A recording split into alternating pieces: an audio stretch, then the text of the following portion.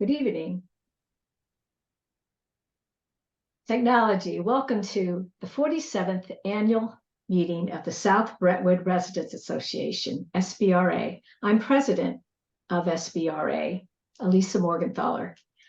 Before the meeting and program begins, I would love to hear how you found out about tonight's meeting. We're going to present you with a poll, and we would like you to select the method which best describes how you learned about tonight's meeting. Isaiah, can you launch the first poll?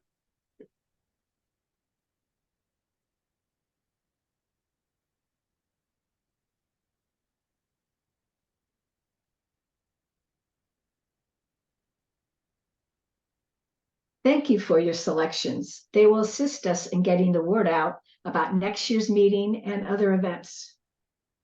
We have an informative program planned for you tonight. Initially, we will receive a crime report from West LAPD Senior Lead Officer Matt Kirk. Then we will hear from our new LA City Attorney Heidi Feldstein Soto, followed by our new LA County Board of Supervisors Representative Lindsay Horvath. Next, Brian Kirkness, Chief Inspector for the LA Housing Department Code Enforcement Division, will speak about earthquake safety standards. We will then hear from our new U.S. Congressman, Brad Sherman from Washington, D.C. After Congressman Sherman, we will hear from Deputy Mayor Jared Rivera. Our last speakers on our program will be Tracy Park by video and her team. The program will run to approximately 8:15. We will submit questions to the speakers during the program and in a question and answer period after the program ends. In order to submit a question, please send an email to info@southbrentwood.org. Before the program starts, we would like to hold the elections of our officers and directors for 2023-2024. The following were elected by our board of directors to be officers next year. They are Lauren Cole, President, Elise Arbor, Vice President, Elisa Morgenthaler, Past President and Secretary, and Armando Pandola, Treasurer.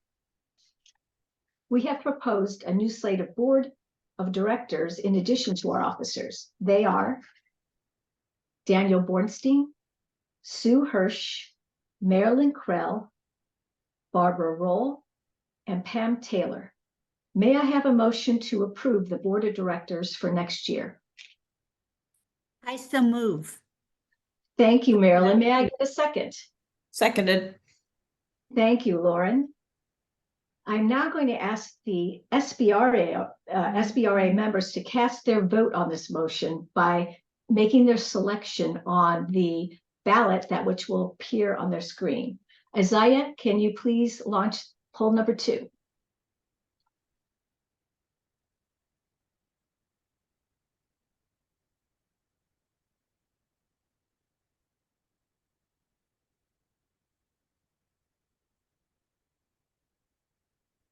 Congratulations to our new board. In addition to our voting board, SBRA has advisory board members who assist with our activities. The advisory board for next year will be Adrian Bacci, Bear Allen Blaine, Laurel Davison, Maya Davis, and Amber Jamal. Thank you in advance for everything you do for SBRA. If you are interested in joining the SBRA board of directors, we would love to have you. Please complete an application on our website, info@southbrentwood.org, on the membership page.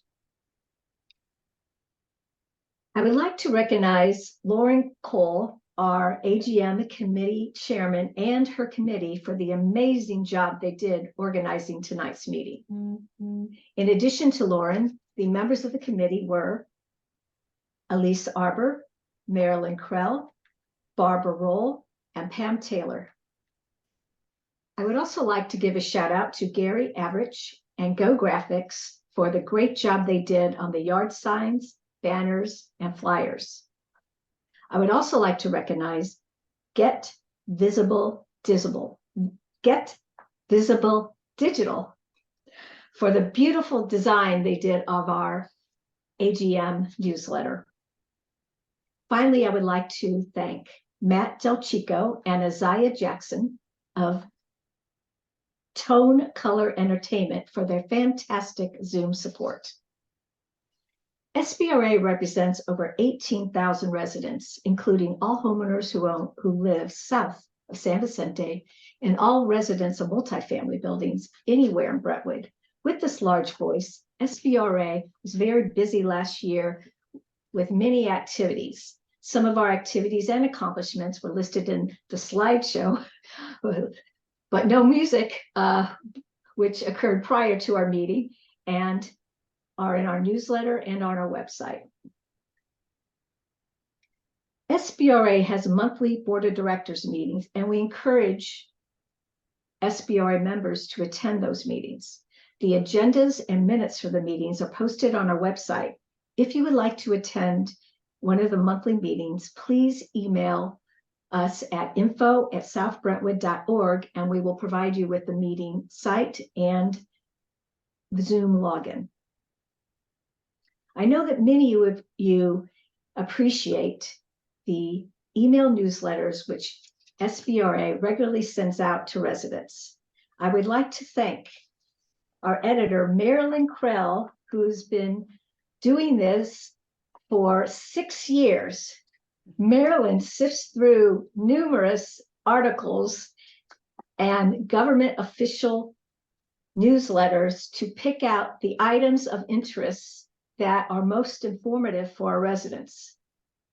Board member Barbara Roll will be taking over for Marilyn, and we are confident that she will do an equally excellent job keeping us all informed. SBRA asks for dues on an annual basis, and I'd like to thank everyone who has already paid their dues for 2023-2024.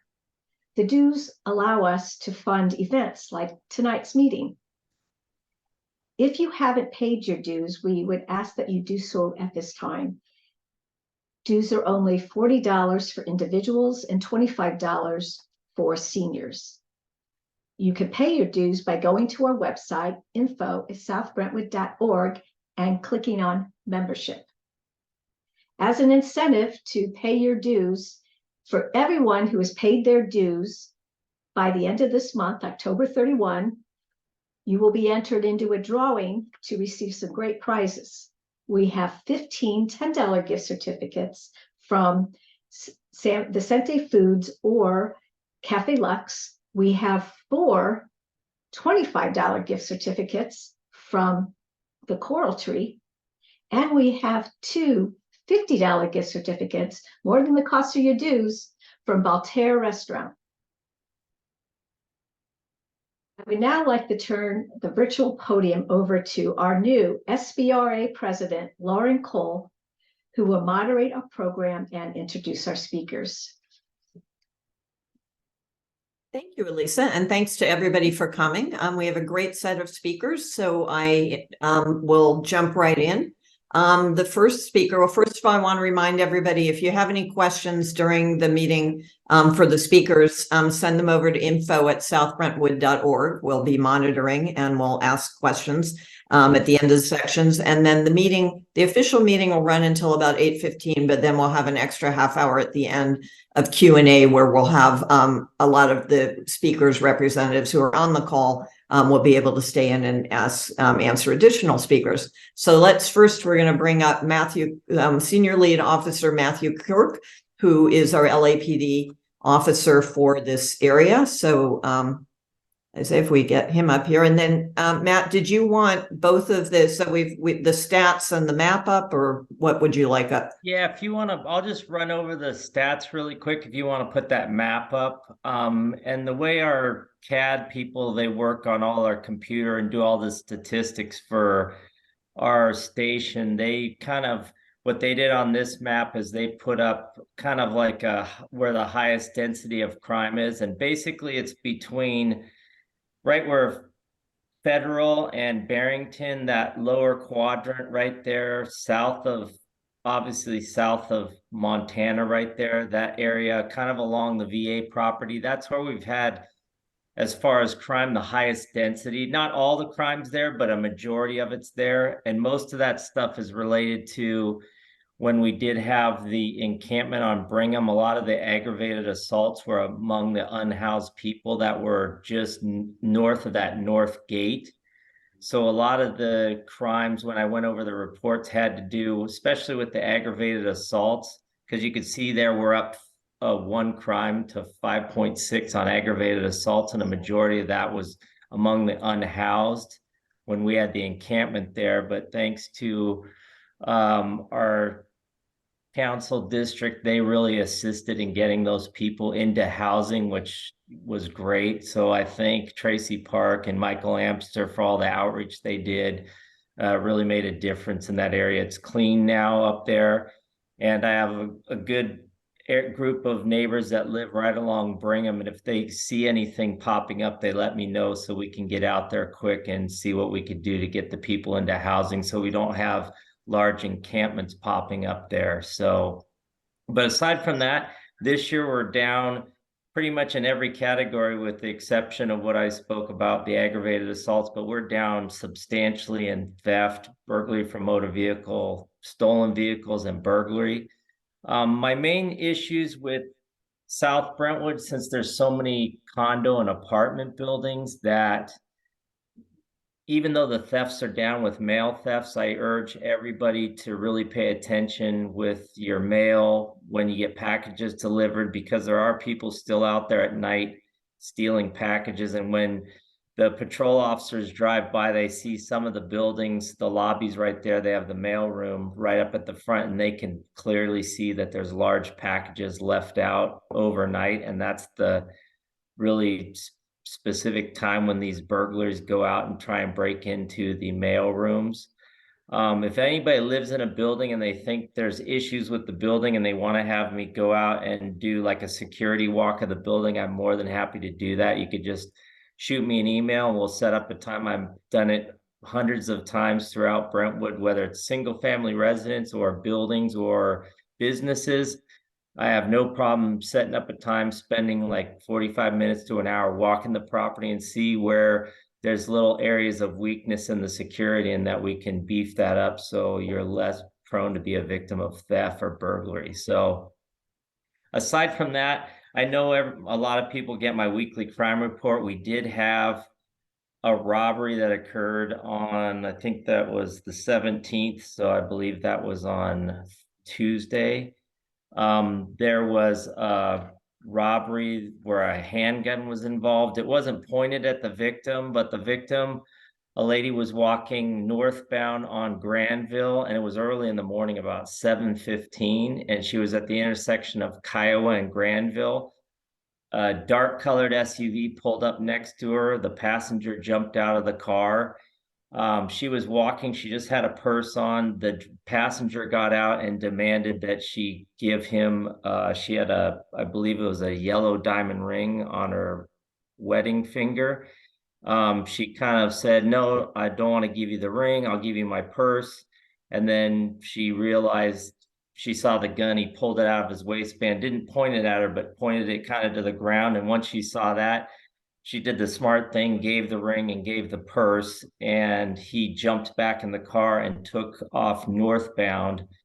I had a neighbor that had lived at the intersection of Mayfield and Granville, and we're able to get what we're trying to determine if it is the vehicle that was used in the robbery. So we're working with detectives. The resident has been continually emailing me regarding the issue to see if there's any other cars, because the time frame's about 15 minutes. We're trying to figure out the exact time, because when a call goes in, there's kind of a delay from when the actual crime occurred. So we're trying to narrow down the time frame from the camera, but we have one vehicle that was seen driving northbound. So if there's any more additional information, we can verify the vehicle that we have on video. If that was in fact the video involved, then we'll put that information out to everybody. So the detectives were working really hard to try and figure out who did this and catch these guys, because that's not a common occurrence in Brentwood. in general with street robbery with a handgun, and especially at that time, 7 o'clock, 7:15 in the morning is very odd. So we're trying to determine if maybe this person was followed. She, I believe, dropped her husband off at a physical therapy appointment on Wilshire and then went for a walk while he was in physical therapy. So we're trying to see if the business is there. Possibly this vehicle was seen maybe following them. And then when she parked the car and walked away, that they tracked her to where she was there. So we're still trying to determine all that stuff. But that's the biggest thing that happened in the last week. Everything else, we've had very few burglaries recently, which is great. And I kind of attribute that to everybody locking their doors, making sure their alarms are working, their video cameras are up and running. So I really appreciate everybody's effort in South Brentwood, because the crime statistics reflect people's involvement in trying to reduce the, the incidence of crime in the area. So that's all I have for right now. But Great. Well, thank you so much for the terrific report, and great job to you and your entire team for the lower, or all the drop in all of the crime across our entire area. We really appreciate it. Thank you. We're hoping we go into the next year with the keep going down in crime, but it's going to be difficult because we did so well this year. But that's my goal, is to try and keep those numbers really low going into 2024. Terrific. And then will you be around at the end in case people have questions? Yeah. What time Great. is that? 8:15? Probably about 8:15. I'll be back on at 8:15 if anybody has any questions they think of from now until then. Terrific. Thanks so much. Thank you. Thanks. So now we're going to welcome our next speaker. We're very honored to have our new city attorney since last year's election, Heidi Feinstein Soto. Thank you and welcome. I don't think I would do a great job of introducing you, so I will let you go ahead and talk a little bit about, I guess, first of all, maybe explain to the audience what the city attorney's office does as compared to some of the other offices, which I know may be a little bit confusing, and kind of what your role is. And then if you could talk a little bit about why you decided to run for city attorney and what your experience has been over the last year. I assume you mean besides being a glutton for punishment. But thank you, Lauren. Let me be the first to call you Madam President. Congratulations on your election. And thank you to everyone for being here and inviting me to speak. Congratulations to the SBRA on, I think it's 47 years. Still younger than me, but that's okay. And happy Great California Shakeout Day. I didn't even know about Shakeout Day before I was elected. But one of the interesting things about being an elected official is that you have teams of people who constantly advise you about every day that it honors or recognizes or acknowledges a holiday. And so I think it's fitting that you're going to learn more about preparedness later tonight. For those of you who haven't met me, my name is Heidi Feldstein Soto. I'm very proud to be the first Latina elected to citywide office in Los Angeles. And I am the first woman to serve as the Los Angeles city attorney. Those are just kind of factoids about me. I've lived in Los Angeles since 1982. Most of my time in Los Angeles was spent in Mandeville Canyon. And I see some of my friends from Mandeville on this call, and so it's nice to see names and faces I recognize. I left Puerto Rico at the age of 17 to go to college, and I attended Swarthmore College, Columbia Law School. Never really looked back, other than to go back for vacations and move to LA largely because of the weather. So a little bit about my job, because I think it's somewhat misunderstood. I am the city attorney for the city of Los Angeles. I have exactly two clients in the world. One is the city of Los Angeles. The second one is the people of the state of California. I represent nothing and nobody else. As a lawyer, as an elected official, I represent all of you, and you're all my constituents. And as part of the city's leadership team, I take my job to respond to constituents and render constituent services pretty seriously. But what is the difference between the city attorney's office and other parts of the city or other parts of law enforcement? Question I most often get asked is, how are you different than the DA? My jurisdiction is both broader and more limited than the district attorney.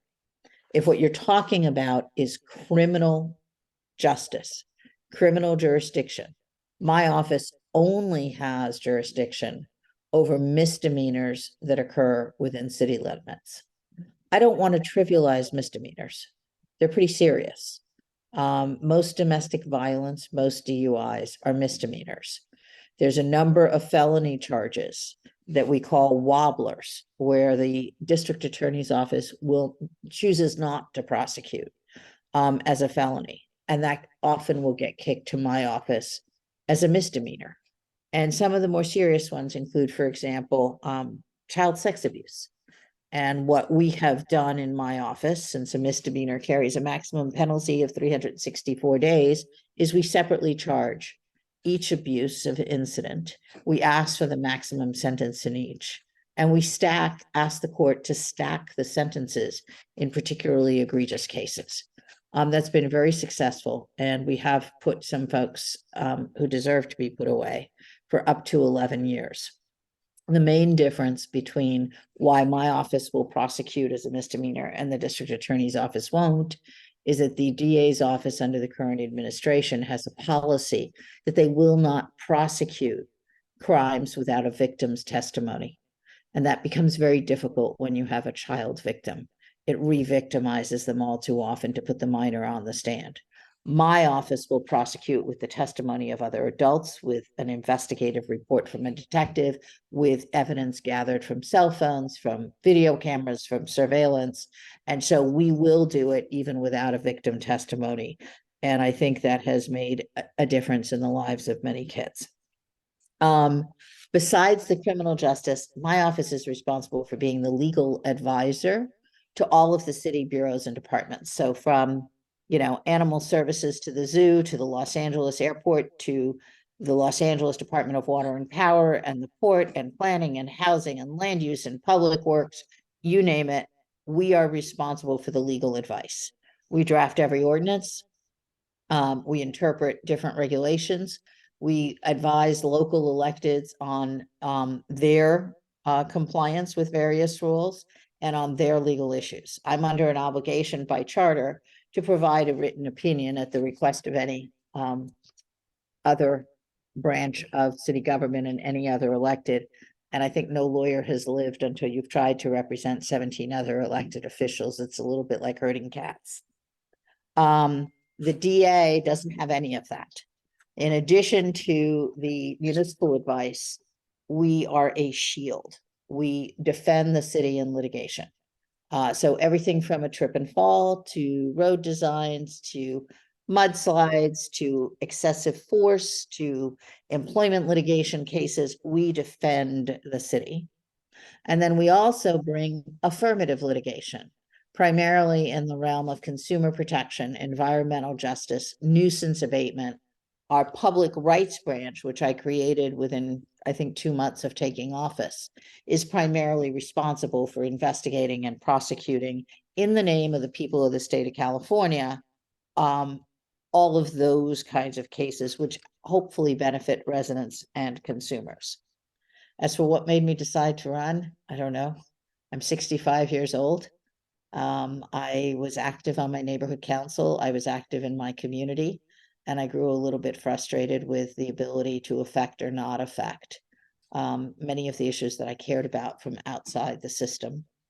I think the city needed someone who wanted to be a lawyer and didn't view this as a stepping stone into a political career. And at my age, I can assure you, I want to be a lawyer. And so I tend to stay in my lane and service my clients. I try hard not to get involved in too many issues of policy.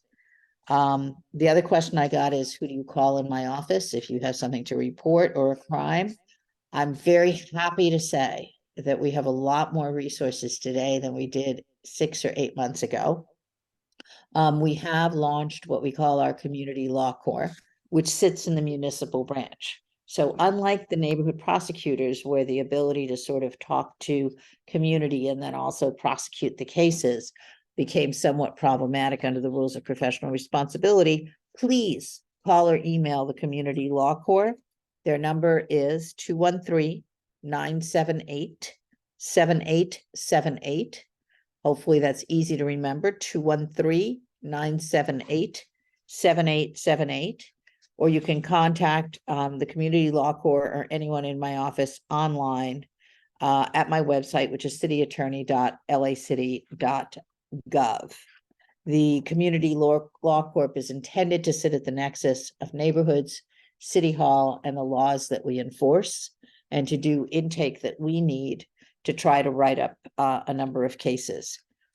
In terms of public safety, we've done everything from party houses to participated in retail theft, amicus task forces to filing an amicus brief with the Supreme Court on the issues of addressing our unhoused folks on the street. We've done a fair amount in enforcing competitive bidding and shutting down pathways to corruption. And I'm very proud of the progress we've made in 10 short months. And with that, I'm happy to stop talking and take questions. Or I'll talk on any issue you would want me to. Terrific. And what are your priorities going forward for next year? What would be sort of the new things coming in now that you've sort of gotten your feet wet a little bit? What do you see as the key things that your office needs to do? We're trying to bring the office and the city into the 21st century in terms of technology. So, for example, we have changed the procedure for our request for proposal for vendors. We've shrunk it from 25 pages down to 5. So it's a much easier process for city departments to put things out for competitive bid. And it's a much easier process for small vendors to participate because you don't have all of this craziness in terms of length. I'm trying to work with council to cut back some of the 25 pages of social policy certifications that accompany most of our contracts. So, for example, we still have an Iran-Contra hostage statement and certification in our contracts that seems a little bit outdated. And that's the worst example. But I'm trying to go through the contracts and streamline them, put up a centralized form system so that we're consistent around the city. We already have a centralized charging system. Under state law for criminal law, we under state law, we have to go race blind by 2025. So next year, there's going to be a huge focus on bringing us into compliance with state law. And for those of you in the real estate world, I'm working with various city departments. It will take a long time, but you have to have a goal. And if you don't have a reach that exceeds your grasp, you'll never get anywhere.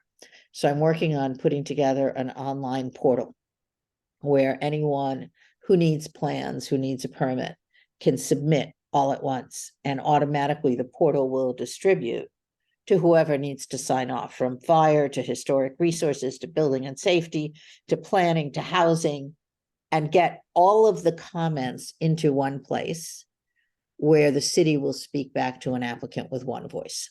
And streamlining the process by which you all engage with the city, making sure that we are responsive to you, is my number one priority for the next 12 months. Okay, can I ask him one more question? And then I know our next speaker's I know you have a heart out and she has a heart out on when she needs to leave. But I know one thing that there's a big feeling that, and there's a lot of press about maybe the crimes people aren't being prosecuted for small crimes as much as they used to be. And that's why there's more smash and grabs and things. Was just wondering sort of, is your office changing that? Is that a correct perception? Is it, what's going on to sort of combat a lot of these smash and grabs and other crimes? Most of the smash and grabs are felonies. So let's start there because it's kind of outside my jurisdiction. Chief Moore in the LAPD did arrest 9 individuals who were part of an organized ring for smash and grab. 2 of them had previously been found to be incompetent to stand trial. They were not mentally well enough to be prosecuted. Several of them were minors. Okay, and the DA will not prosecute minors for property theft. So it's very frustrating, I think, to law enforcement to do all of the detective work and the footwork to actually apprehend folks and then not have that lead anywhere. I think the task force is operating as smartly as it can, because what we're focused on is organized crime, is getting to the top of that pyramid so as to be able to charge the individuals who are funding the smash and grabs. My office continues to prosecute. Please be aware. We do have a very successful neighborhood justice program. If anyone on this call is part of our neighborhood justice program, thank you. If there's anyone on this call who's willing to volunteer for our NJP, please sign up. It is a program whereby we take an offender and a victim and we work out an amends plan, and people talk to each other about the effect and usually it's first-time offenders or it's really small crimes, but our recidivism rate out of that program is only 5%. And it's entirely dependent on folks like you participating in cleaning up your own neighborhoods from things like vandalism. We prosecute all the time. I mean, we got 2 convictions this week that we viewed as significant victories. One was a guy who walked into a hospital and attacked his baby mama and his newborn infant. And we prosecuted it criminally because he had a prior restraining order. And we got 364 days in jail, which is the most we can get. But we also got a stay away order from a jury. That's very hard to do. We got a stay away order from a jury for 10 years. And so we do prosecute. Where I have found prosecution to be less effective and where I'm trying to use the ACE program, the Administrative Citation Enforcement Program, which is also up and running as of this week, is in things like building code violations, right? Where DBS either makes a referral and there's not enough to prove beyond a reasonable doubt. It's not really criminal in terms of its guts. And so we're trying to find an alternative enforcement technique to make sure that people comply with the rules. We are gathering information on all of the inclusionary housing that had an affordable housing covenant. We're making sure the covenants are recorded, and we're doing an investigation into the tenants to make sure that they qualify for those low-income units. Terrific. Thank you so much. I'm so sorry we've sort of run out of time for questions, because I know Supervisor Horvath, who's on next, also has a hard stop, and I know you have a hard stop. We really appreciate your coming by and talking. And if we get questions, I will forward them on to Please your do. I also people. think Danette Garcia of my office is here. Yes, and And Danette, I think will be on at the end. We will stay at the end and make sure that we respond. You can send me emails at heidi.feldsteinsoto@lacity.org. And I have a team of people, about 8 staffers, and we do respond. Okay. All we may be able to say at any given point in time is it's under investigation and we can't tell you more than that, but we respond. Terrific. Thank you so much. And we'll definitely send, and we'll have Danette on at the end for anybody who has questions. Keep sending them into info@Brentwood, at southbrentwood.org. Thank you so much for your time. And we will switch over to Supervisor Horvath. Thank you very much, everyone. Hey, welcome. Thank you for having me. Thank you. I will try to get myself off the screen for a bit and let you talk, but we'd love to hear about your experiences now that you've been in the role for about a year.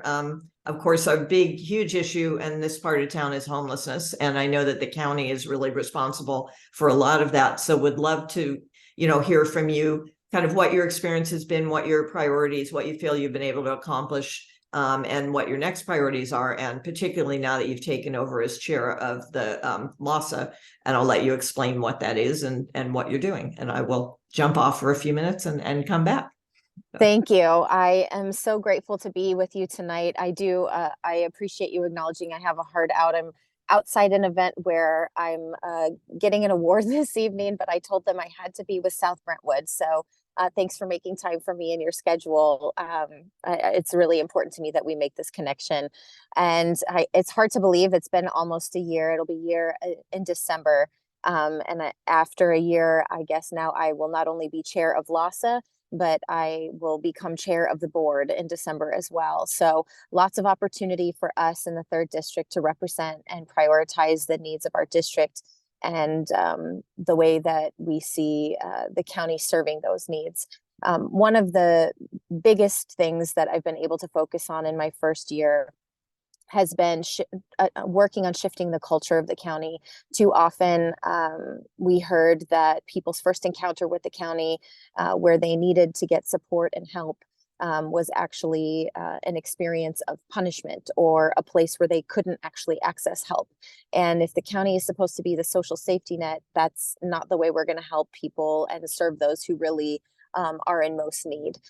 So we are, Supervisor Mitchell and I brought forward a motion to focus on prevention as a culture shift in the county.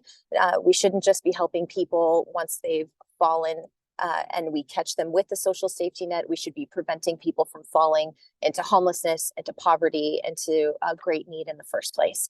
And so that has been a focus in my office and all of the areas where we're serving.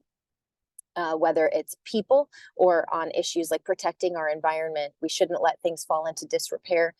We should be working hard to make sure they don't get there in the first place. Accountability has also been a key word in my office, making sure that we are focusing on accountability, not only in terms of getting things done, but also in making sure that the way that we're prioritizing the resources of the county and your public dollars are making the most impact. And so on the issue of homelessness, as you mentioned, not only did I author the county's motion to declare a state of emergency on homelessness, so we could more effectively use the county resources and contracting and bring people into positions much faster. We learned when we first got into office that it could take up to a year, for example, in the Department of Mental Health for someone to get hired. And when we think about the mental health crisis that's on our streets, we need to hire people faster. We need more resources invested quicker. And so that's something that we've really been prioritizing in the state of emergency. And the Department of Mental Health has hired in the past year or promoted 4,000 people in their department, which is absolutely stunning. So we are very excited about the progress that we've been able to make. And yet we know there's so much more to do. LAHSA is the regional authority on providing homelessness services. It was originally created out of a court decision to get the city and county to work together. But I think, as you have seen, since I have joined the board, since we have a new mayor, since we have a new councilwoman, all of us have been working together, as the mayor would say, locking arms on this issue to make sure that there is no distance between the city and county. We are working collaboratively, not finger pointing at whose responsibility is what, but saying collectively, we all take responsibility for this issue and we're all in it together. And so I immediately put myself at the seat, in the seat at the LAHSA table. And now, as you mentioned, I have been elected chair by my colleagues. I'm not sure whether that's congratulations or condolences, given the magnitude of need we see on our streets.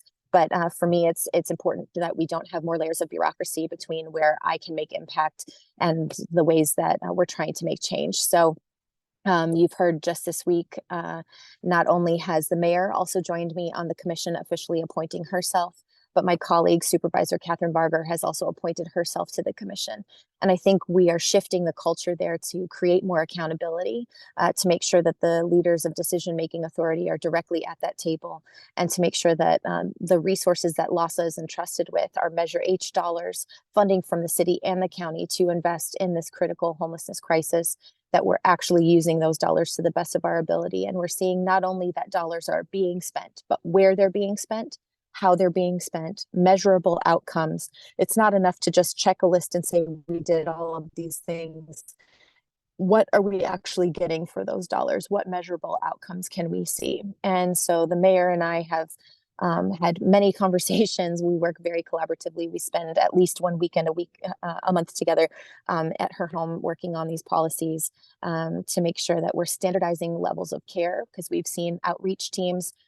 It's kind of a crapshoot in terms of who shows up and what sort of services they deliver and how they deliver services.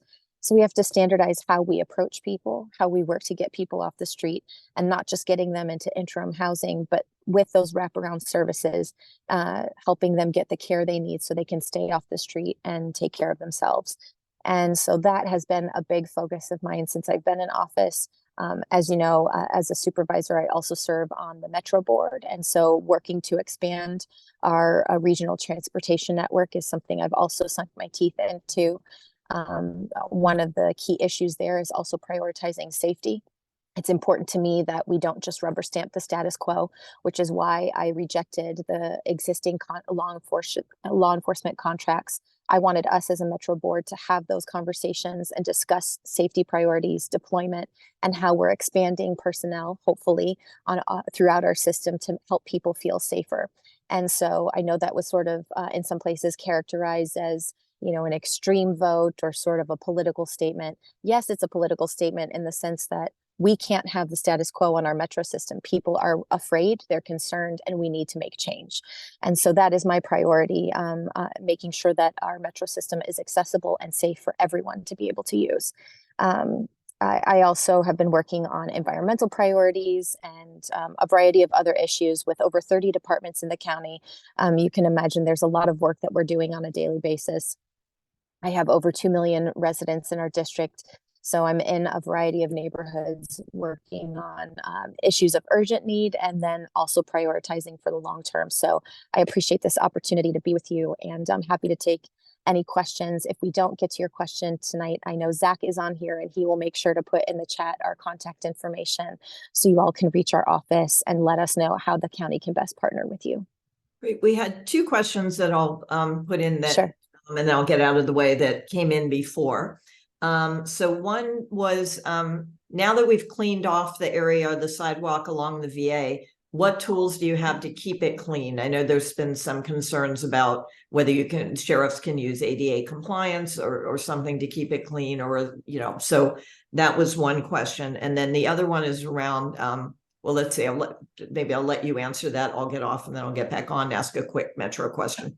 Sure. So one of the best things that we can do to help make sure we don't have encampments coming back to our streets is keep people in the housing that they're already in. And one of the most important things that we've done in our declaration of emergency on homelessness is invest in prevention, making sure that renters have the resources they need to stay in housing, not getting evicted from housing that they're already in. And so you will hear me talk about that a lot as the only renter on the board of supervisors, making sure that we are advocating for renters to have legal representation, to have resources to stay in housing, and to make sure that they're protected. And so that's a priority for me and will continue to be a priority for me.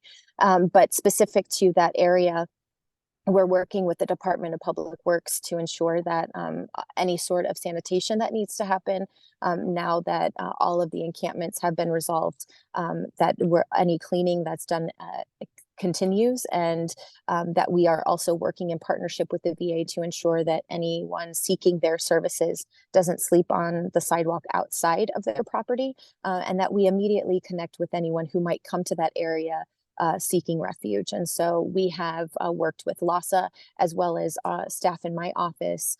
We have hired as part of our community affairs team, often called a field team, someone exclusively dedicated. Jonah is exclusively dedicated to helping with homelessness resolutions.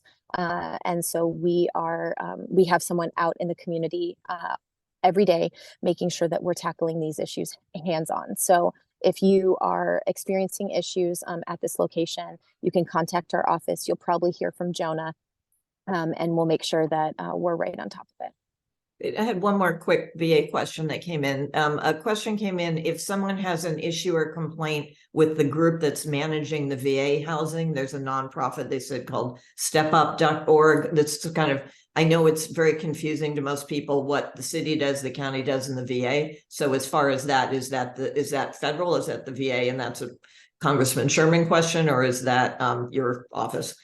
So one of the things that we've tried to shift in the culture of our office is, like I said, stopping the finger pointing and saying this is who's responsible for what. So you can always contact our office. And if your specific question isn't exactly the purview of our office, we'll make sure that you get connected to the right level of government. So we want to make sure that the experience at the VA is the experience that everybody who's seeking services actually deserves, that they get what they need, and that as neighbors in your neighborhood, that they're good neighbors. So we'll help no matter whose responsibility it is. And if it isn't ours, we'll make sure there's a warm handoff to the right place. Perfect. And now I wanted to ask you a metro question. This is this used to be the number one issue in our area, or numbers 1, 2, and 3 was always traffic before. Obviously, homelessness has outpaced that. But we are looking ahead, and we see that Metro is looking into possibly doing congestion pricing in our area. I know it's still in the study form, but for anybody who doesn't know, that's making all lanes of the 405, of the 10 west of the 405 toll lanes, which very much concerns us because we're the area everybody cuts through when those when those lanes are blocked and when people can't go on the freeway. I know it's a little early because it hasn't gotten to you yet, but we're kind of wondering why the Metro Board can consider doing things like when there's no alternative for people other than to take the 10, the 405, or cut through our streets. So is a little bit premature for the Metro Board to be looking at things like putting in toll lanes when we haven't yet gotten any other way to get people to the valley, and probably won't until we have the subway built that will go through the Sepulveda Transit Corridor in about 10 years. So this week, I just introduced a motion asking for transparency on that Sepulveda project. I think that the project model for this particular alignment is a new one that we're piloting on this project to see if it's something that we should use at Metro going forward. But in my experience, what it has done, and what I've heard from your neighborhood as well as others, is that not enough information about the progress of that particular project has gotten to the residents. And while each proposal and each team that has made a proposal on the project is able to communicate with community members, what we have found is that just because they're able to, it doesn't mean that everybody's gotten equal access to information. So just this week, I brought forward a resolution that was passed at committee that will now be brought to the full board next week to have both project proposers share information to date on where their project is, what they are intending with their project, and at what stage they are in the process. It's important that neighborhoods know what is being discussed so you can actually discuss the facts about what may or may not come to your neighborhood. We don't want people to live in fear, but we also don't want you to live without information. And so that is very important to me, and I'm grateful to have the support of Councilmember Yaroslavsky, who's also a member of the Metro Board, as well as the mayor, on this motion, and others, to make sure that we are bringing transparency to the Sepulveda Corridor project. The reason we can, your question was, why can we? Well, we can because it is in the purview of the Metro Board. But I agree with you that we need to make sure that we consider holistically any sort of impacts we would make on the region with any choices that we make.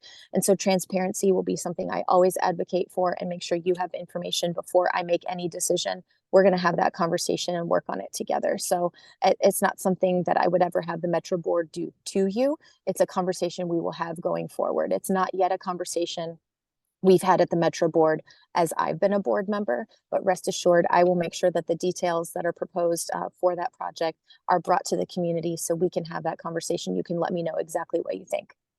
Terrific. We really appreciate that. And I will let you, congratulations on your next award. That's very nice. Thank you so much. We'll let you jump off so you can zoom into the next award, or run off to an actual in-person event if it's in person. Absolutely. I really appreciate you all. Thank you for the opportunity. Congratulations on your annual meeting, and please let us know how the county can be a good partner for you. Good. Terrific. Thank you. Okay. Bye-bye. Bye. So next on our agenda, we're going to, when we were putting this agenda together, the Turkey earthquake had just happened. And of course, now we've had the Morocco earthquake, and that got us thinking a little bit on where does the city of LA stand? We know that we've had a lot of guidelines over the years, and then there's some that came into place, and we're not quite sure where our neighborhood is in the process. One of the things that came up a lot from the Northridge quake forward was the soft story buildings, which we've invited somebody from planning to talk generally about what the different regulations are, where South Brentwood is as far as getting them implemented, and how you find out whether your building has them implemented and what to do about it if you don't. So I'd like to welcome Brian Kirkness to the call. And I know his little presentation he can walk through. And I guess, Brian, I can step aside for a minute and let you walk through the presentation. No problem. And then ask any questions. So no problem. Okay, so you can take me off our Zoom master and I'll come back in a minute. All right, good evening, everybody. My name is Brian Kirkness. I'm a chief inspector with the Los Angeles Housing Department. And under my purview is the soft story retrofit program, where housing and LADVS partnership on that one. LADVS issues permits for that project, and then housing monitors the tenant habitability plans as the project is actually conducted. So I guess we'll go next slide. I'm going to do a real brief history on seismic laws in Los Angeles. The original seismic laws change in the building code happened in 1933 at the Long Beach earthquake. That was when the brick unreinforced masonry buildings were outlawed. They were no longer allowed to be constructed. Now, that being said that they couldn't be constructed any longer, it didn't mean the existing ones couldn't be maintained. And they maintained in their current form. And during the 1980s, Los Angeles City had a retrofit program for this unreinforced masonry type of building. There's very few of them in the Brentwood area, South or regular Brentwood, as this type of construction primarily happened pre-1933 and was primarily in the city center. But it is the first change in LA City where they made a change due to an earthquake. Next slide, please. The next slide, the next type of construction that was addressed as Ms. Lauren discussed was soft story construction. That was very popular from the 50s, 60s, and into the 70s. Soft story construction is generally tuck under parking. It's not fully, did not have the same type of foundation installed in the parking areas as the main building. That was the Northridge Meadows earthquake, or to Northridge earthquake with the Northridge Meadows apartment. The city took some time post Northridge earthquake, but in 2016, they passed an ordinance that required owners to retrofit these buildings. And based on the size and complexity of the building, there was a sliding scale between 2016 and 2017 when orders were issued. And these people had these property owners had 7 years from the date of the date of the order being issued for them to come into full compliance. They had a benchmark for plans at 2 years, construction starting between the 4 and 5 year mark, and then construction finaling within the 7 years. There have been some delays due to COVID, and the building department does work with owners. They have not stopped the orders from being issued or stopped the compliance process. But if owners are going through the process and have the ability to do the retrofit, they're not going to prosecute someone right now if they're in the process of getting it done. It was because building and safety did have some office technical review delays during the initial parts of the pandemic when offices were closed and they were developing ways for the plans to be reviewed. And then next slide. And the other retrofit program that's currently in place is non-ductile concrete. These properties this is the property that Turkey and Morocco have. And, you know, when that bigger question is, can Turkey and Morocco happen here? I'm never going to say that there's not going to be seismic damage if the big earthquake hits right here. But the construction that the LA City does allow is generally more earthquake resistant than the non-ductile. Non-ductile is very mildly reinforced concrete where it becomes brittle and there's not enough steel in it to keep it flexible. Steel actually makes these buildings flexible because it will bend slightly in an earthquake and it keeps all that concrete together attached to that steel. I have a great graphic and I'll send it to President Cole about to distribute a great graphic that I found after I sent this in to show the difference. These buildings, non-ductile concrete is a small limited inventory and they have a 25-year turnaround for their retrofit because it's very invasive. So I did get a few questions and I know we're all pressed for time, so I'm trying to keep myself moving quickly. In the soft story retrofit, specifically in Brentwood, the deadlines were dependent on the story count. So if it's 1, 2, or 3 stories, or it's usually 2, 3, or 4 stories, and the unit count. All of them are required to be compliant by 2024. Like I stated, building and safety is working with timelines on people if they are engaged in the process, because there was delays on the plan check review and then sometimes some of the inspection process during the phases of the pandemic. How many buildings in Brentwood are not in compliance? Are they apartments or condos or both? So we treat the buildings the same, and I don't have a specific data point for Brentwood. I can give you the data point for Council District 11, and right now they are about 75% compliant. They had roughly like 2,200 properties total in Council District 11 that were considered soft story. I did make a request to the building department for a specific report with just the Brentwood zip code, so I can give that information back to you afterwards. So can I ask a question that I'm sure a lot of people want to know? If somebody wants to know whether their building has been retrofitted, either a condo owner or an apartment, where do they go? How do they find that out? That's actually my very next state. I have that question. Sorry, next. jumping ahead. No, we're on the same page. How do you know if your building is retrofitted? The easiest way is to go to the LADBS website, which is ladbs.org. You can scroll through the check services. It's 3 columns. If you scroll down in the middle column, it tells you check permit status. If you put the property address in there, it will actually give you if your building is soft story in the next page, and you can click on that soft story button and it'll tell you if it's in compliance or not at that point in time and what process it is in. I was doing some spot checking of some addresses that I had in Brentwood, and everyone I pulled of the 10 out of the 275 that are in Brentwood, every one of them were in compliance when I looked it up. Okay, I have one more question and then we'll move on because I can see that Congressman Sherman is in the waiting room.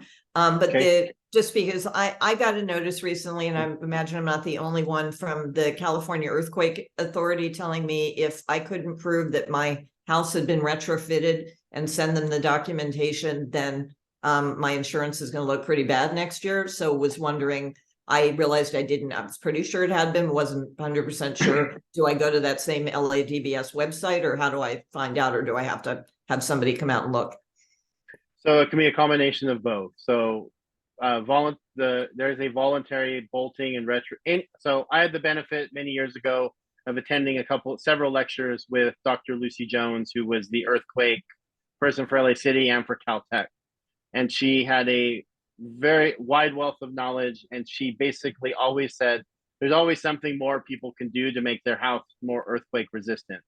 But the first, that's having an engineer come out and assess your specific structure, because every structure is built on different types of soil. They have different years built. They have different kind of foundations. The city primarily supports for smaller buildings, like 1 and 2 stories. They have a foundation bolting, where they make sure that the older properties have additional bolting that they add from the foundation, from the wood framing into the concrete foundation. And that is something that building and safety has a generally standard plan for. If a owner and if your previous owner or your contractor pulled a permit, building and safety has a record of it. Terrific. Thank you. If they didn't pull a permit, you're going to have someone come out and make an assessment. Terrific. Thank you so much for coming in. We will definitely let you know if we have other questions. I don't know if you can come back at the end, the 8:15, but we will. We need to move on to Congressman Sherman, who is here. But thank you so much. Really thank you. Have a good night, everybody.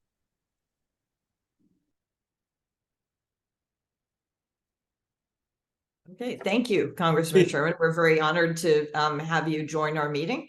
I will get out of the way and let you talk, but I know a few questions that people are going to be very interested in are, first of all, how does the house operate going forward? Can we do anything? Is certainly going to be one of the questions that's a big one.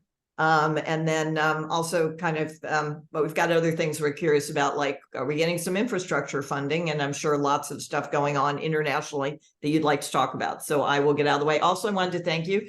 We have received, and you can sort of see behind me, your office sent over a beautiful flag that had been flown over the Capitol for the South Brentwood Residents Association, and we really appreciate it.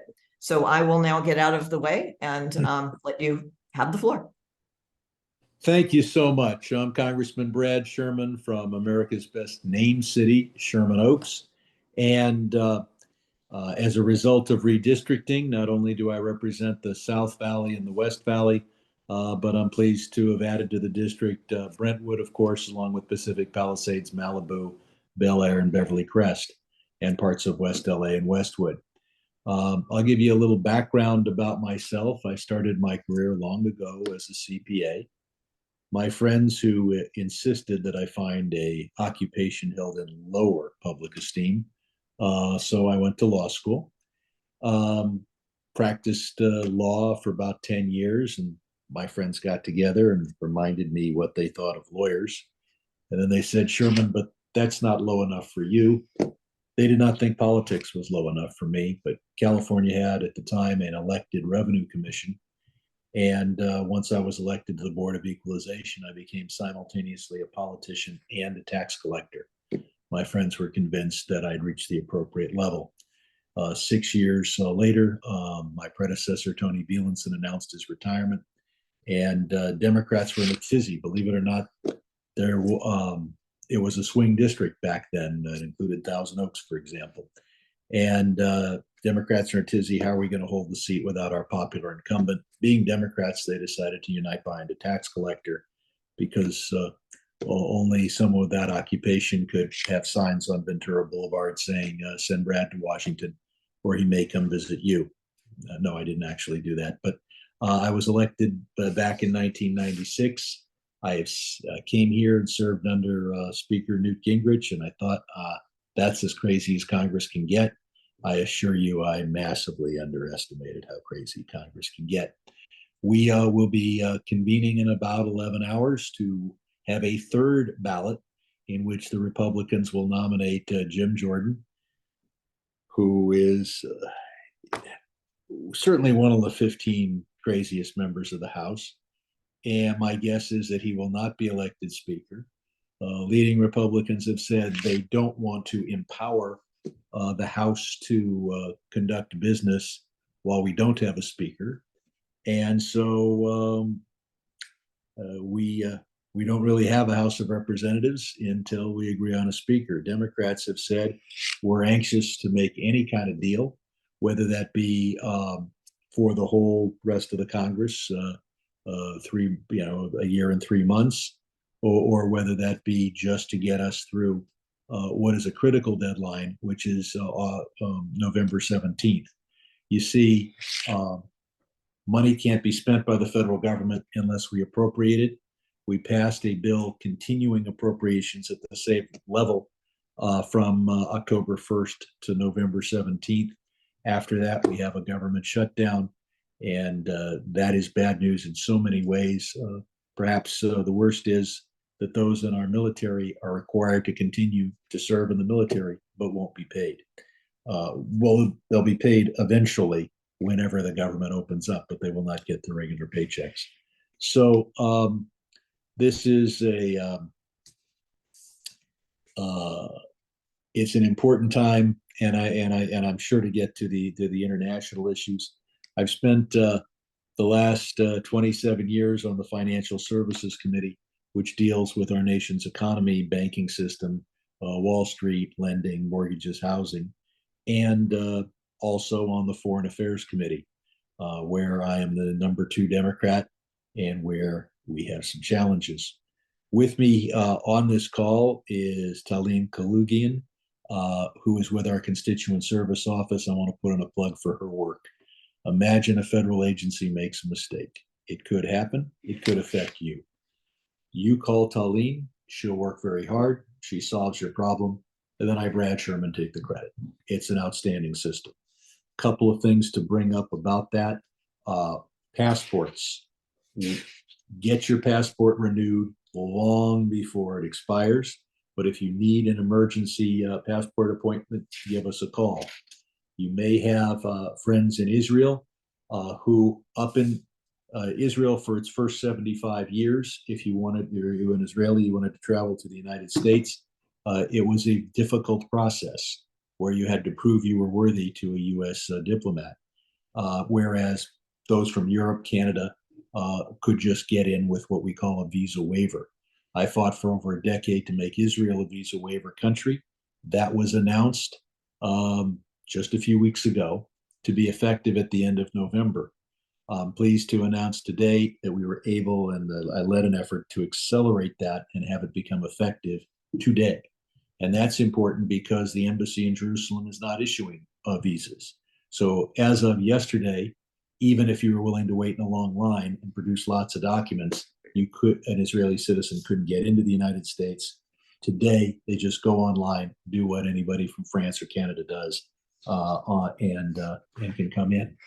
The next thing I want to point out is if there are U.S. citizens in Gaza or in Israel who want to leave, we can be helpful there. Those few who are in Gaza and are U.S. citizens of usually Palestinian descent, it's much more difficult, but we can be of some assistance. Now, I know everyone is thinking, well, gee, wouldn't it be great if we spent 90 minutes talking about all the issues facing our country? That is exactly what we're going to do on November 16th, just as we did last night at our telephone town hall. So on November 16th, you call this number 855-920-0548, and we will discuss all the issues.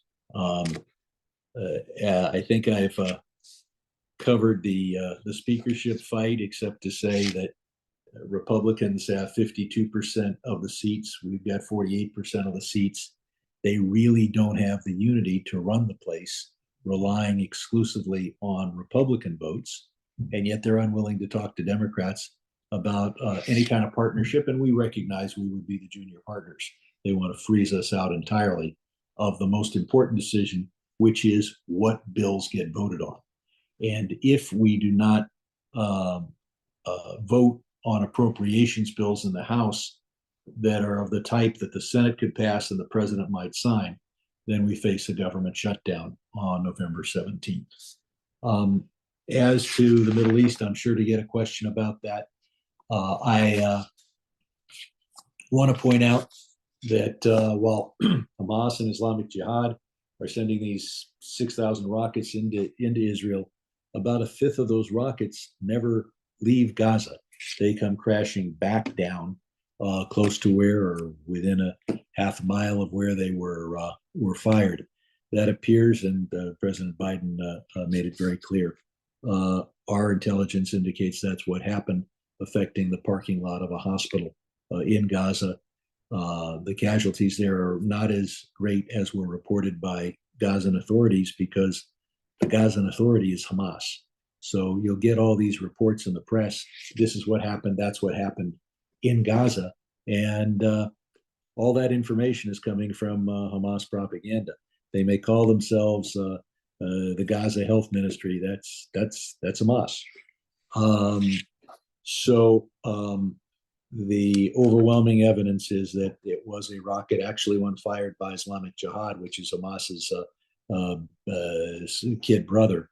They're kind of attached, but they operate separately. They have the same goals and same methods, and that's what seemed to have hit that parking lot.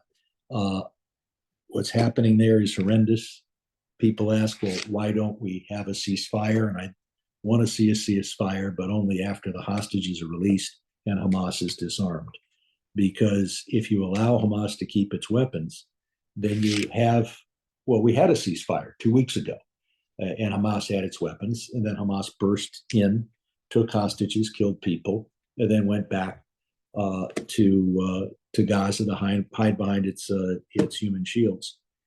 And now they want to ceasefire, which means they've got 2 or 3 months to regroup, go out, kill another 1,400 Israelis, seize more hostages, go back, demand a ceasefire. Obviously, you can't do it that way. Hamas is a terrorist organization, and as long as they're well armed and apparently cannot be deterred, they have to be disarmed. Could cover quite a number of local issues. Homelessness obviously comes to mind. I'm working to get veterans housing at the VA. We've got a plan in which 1,200 units will be built. That is more than the number of homeless veterans than there are in our part of LA County, but not as many as there are in all of Los Angeles County. I've also secured federal funds for a number of other homeless centers and homeless programs.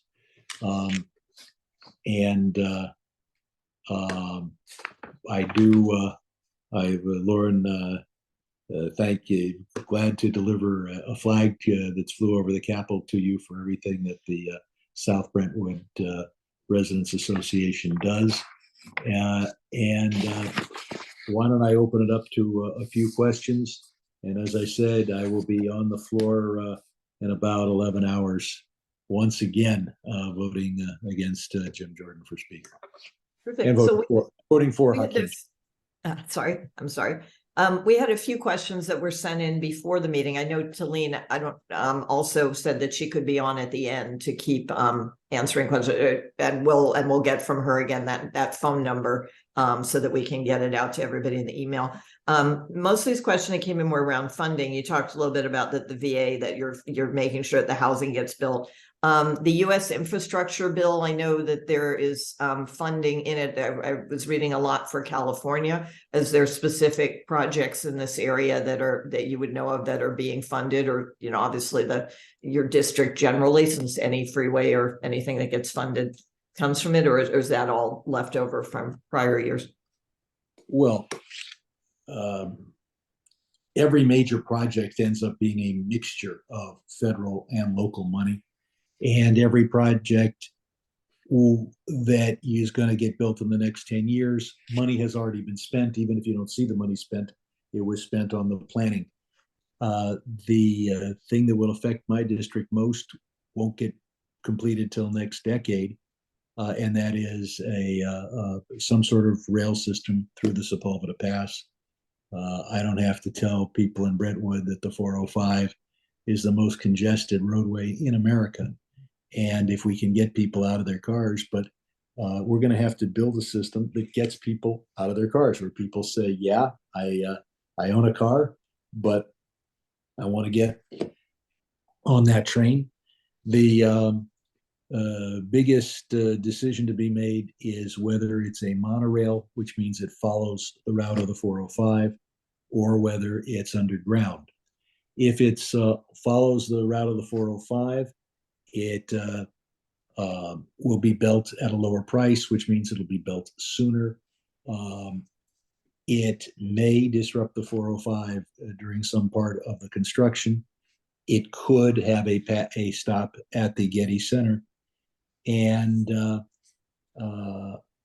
the other route, more expensive, would go under Bel Air, have a stop right at UCLA, between the hospital and the campus.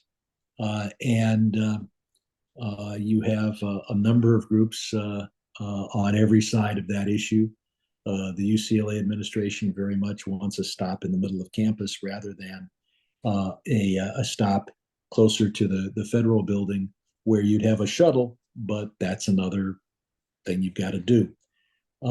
Whereas there are the Bel Air Homeowners Association doesn't want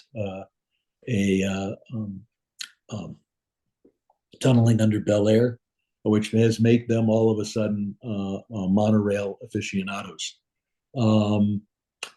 So we'll see. I'm getting wildly different estimates of cost. The companies that are bidding for this have got to come up with their cost and plans in the next few months, and that'll open a lot of eyes as to what we can afford to do.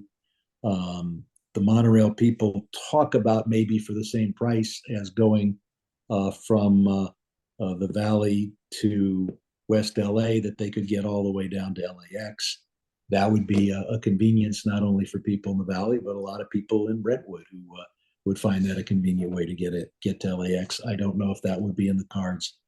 So we've passed the the Inflation Reduction Act, which is, and we passed the Bipartisan Infrastructure Act. These are both enormous bills.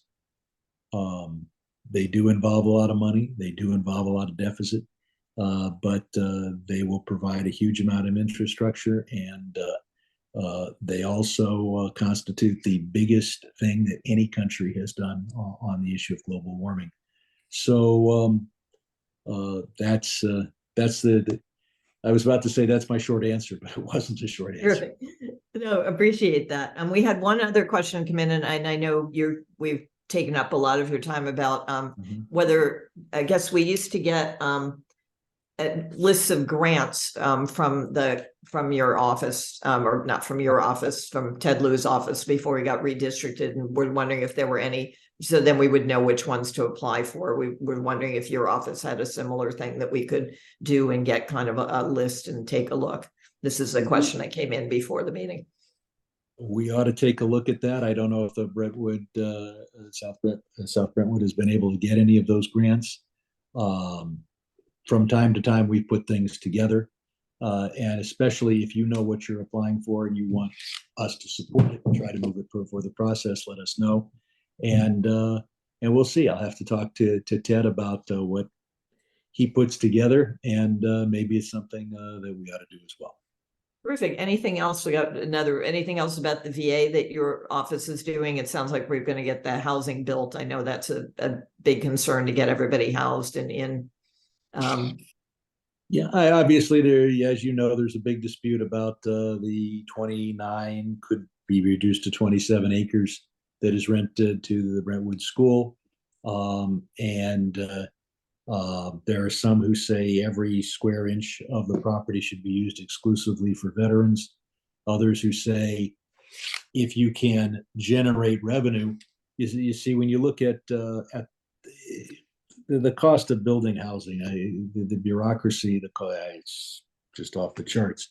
There isn't a shortage of land to house the veterans. There's a shortage of money to build the buildings. And so if we can produce money to build the buildings on some acres in order to build the housing on other acres, I think that's of tremendous service to the veterans. But if you take a purist approach, you would have to say, well, every acre should be used to buy veterans. Brentwood School is not mostly veterans. Speaking of veterans, if you know anybody who's interested in going to Annapolis, the military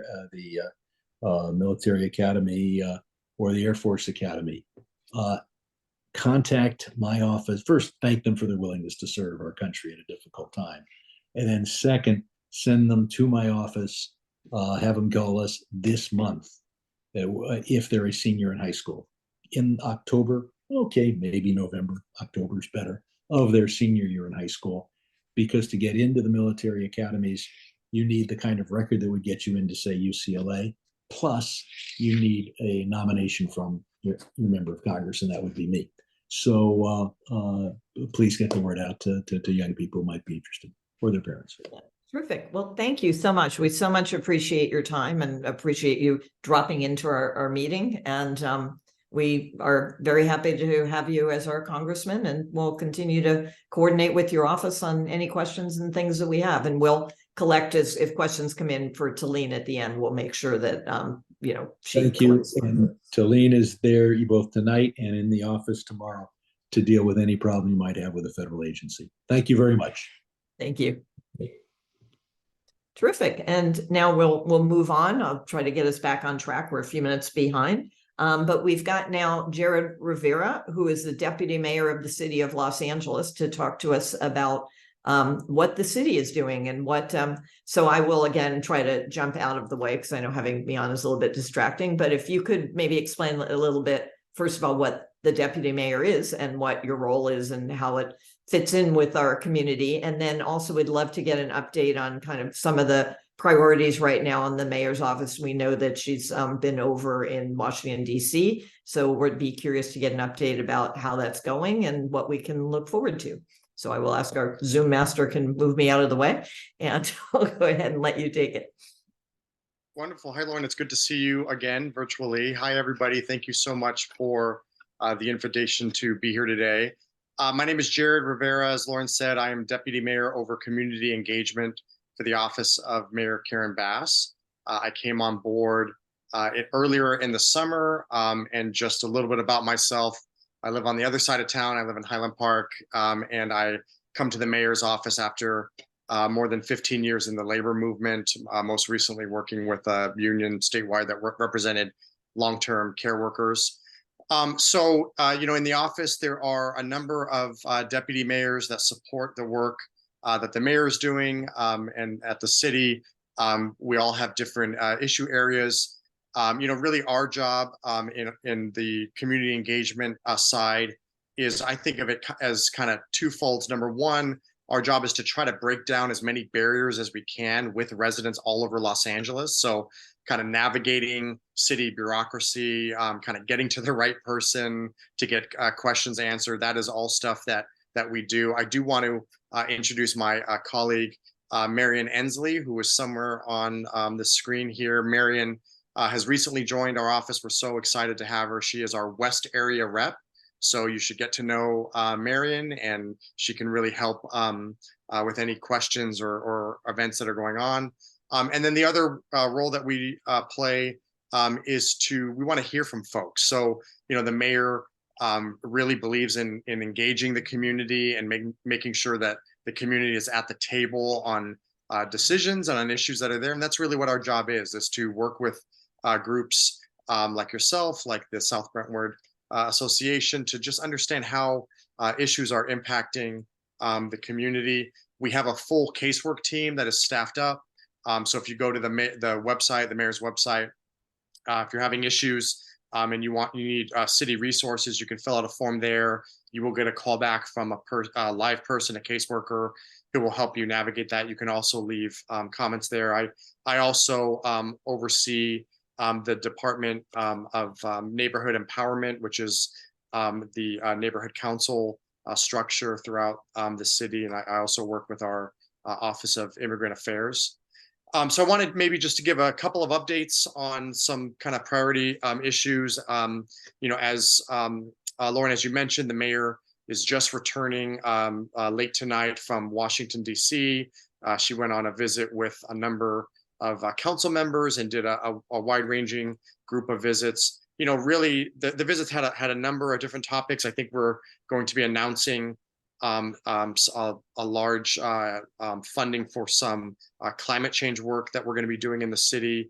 But a lot of it really was the continuing work around the crisis of the unhoused all over Los Angeles. As folks know, the mayor on day one declared a state of emergency and really focused in on the crisis that we have for the more than 45,000 Angelenos that are on our streets every night. We've been doing a lot of work around there. One of the key pieces has been the Inside Safe program, and that really is the effort to target some of the more kind of long-lasting and large encampments that are over the city. So last week, we actually completed our 28th operation. 5 of those operations have been on the west side, and we're just about, I don't have the exact number now, but about 1,700 folks have come inside from those operations. The mayor often says that we've learned a number of things from these operations, but one of the main things that we've learned is that there was some thought, I think, before we started doing this, that there was an idea that people didn't want to come inside, that they had gotten used to their lifestyle on the street. They wanted to continue to live out there. That really is not what we've seen. In fact, we've seen kind of quite the opposite, that one of the things that we've learned in our office doing these operations is that if we are preparing for 50 folks to come inside, we actually need to prepare 75 beds. Because what is happening in every single operation is that we'll go in there and do some pre-screening, and then people get on their phones and they're calling other unhoused individuals. And so the day that we show up, there's 20 or 25% more folks who are there that are then moved inside. The mayor is working really hard, really focused on interim housing. That is a really crucial piece of the puzzle. Really what prevents us from doing more of these operations is just the supply of interim housing that we have.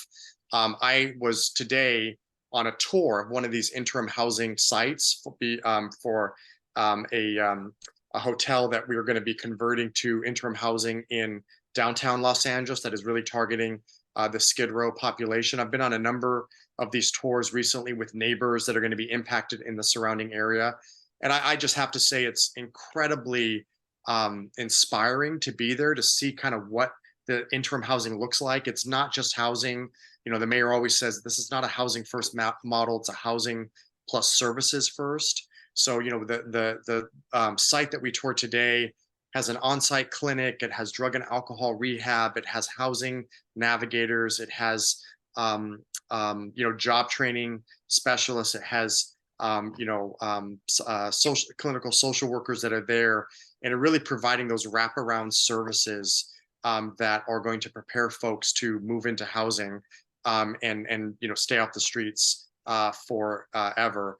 The other things that I'll highlight is, you know, we continue to work on issues of public safety. The mayor has often said that her #1 job is making sure that she's keeping Angelenos safe.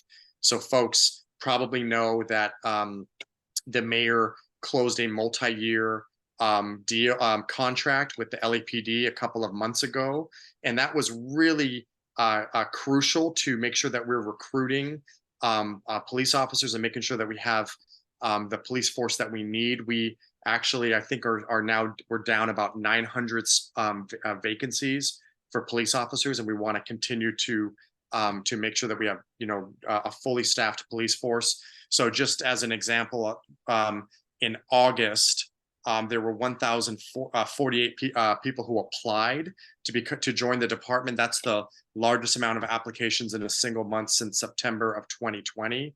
And frankly, you know, one of the things that we're dealing with is that police departments around the state were offering really high signing bonuses. And so it was really crucial that we had a strong contract to make sure that we're recruiting and retaining officers here in Los Angeles.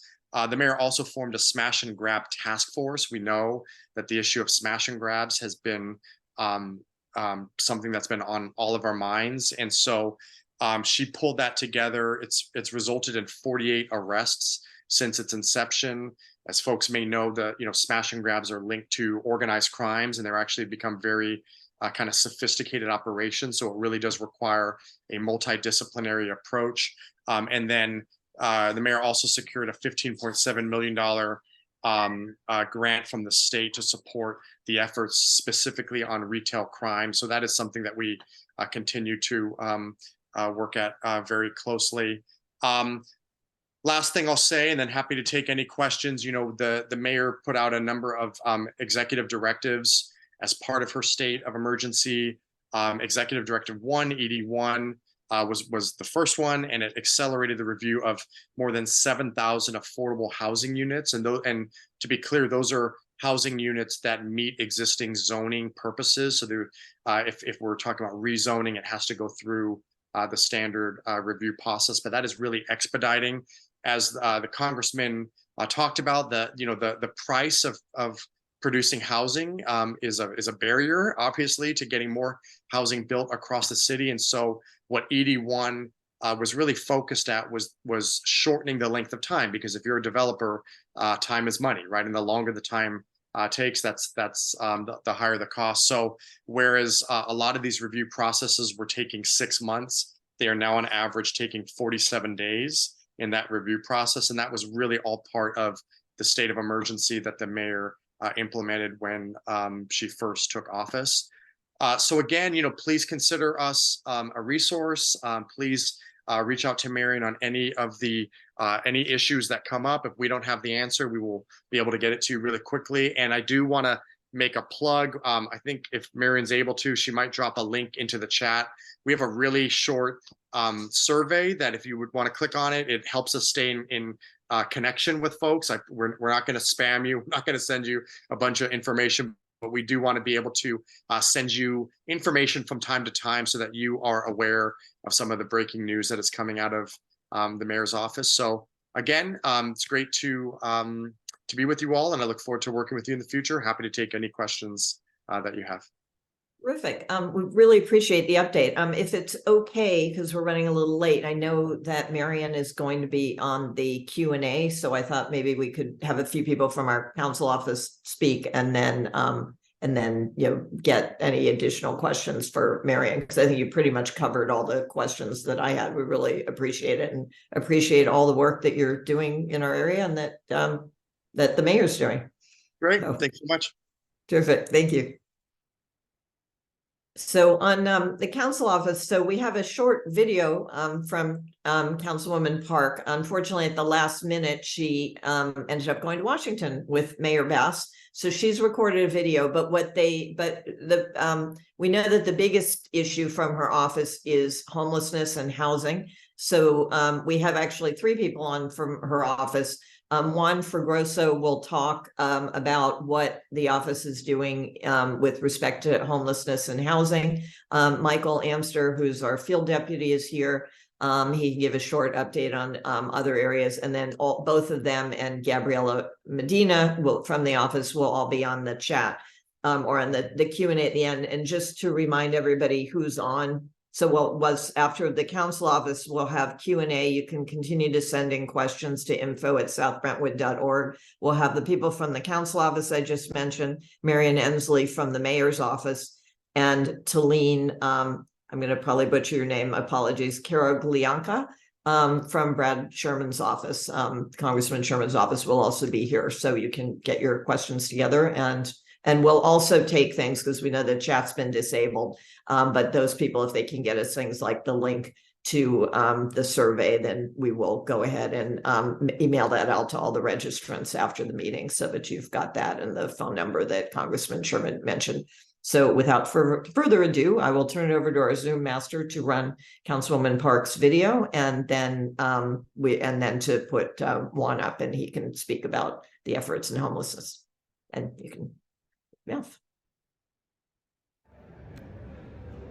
Hey everyone, I am so sorry that I'm not able to join you in person this evening, but I've actually been in Washington, D.C. this week with other members of the City Council and the mayor and her team, meeting with federal cabinet members and agencies and elected officials to advocate for resources to bring back to the city of Los Angeles to help with things like homelessness, housing, transportation, infrastructure, public safety, and preparing for the 2028 Olympic Games.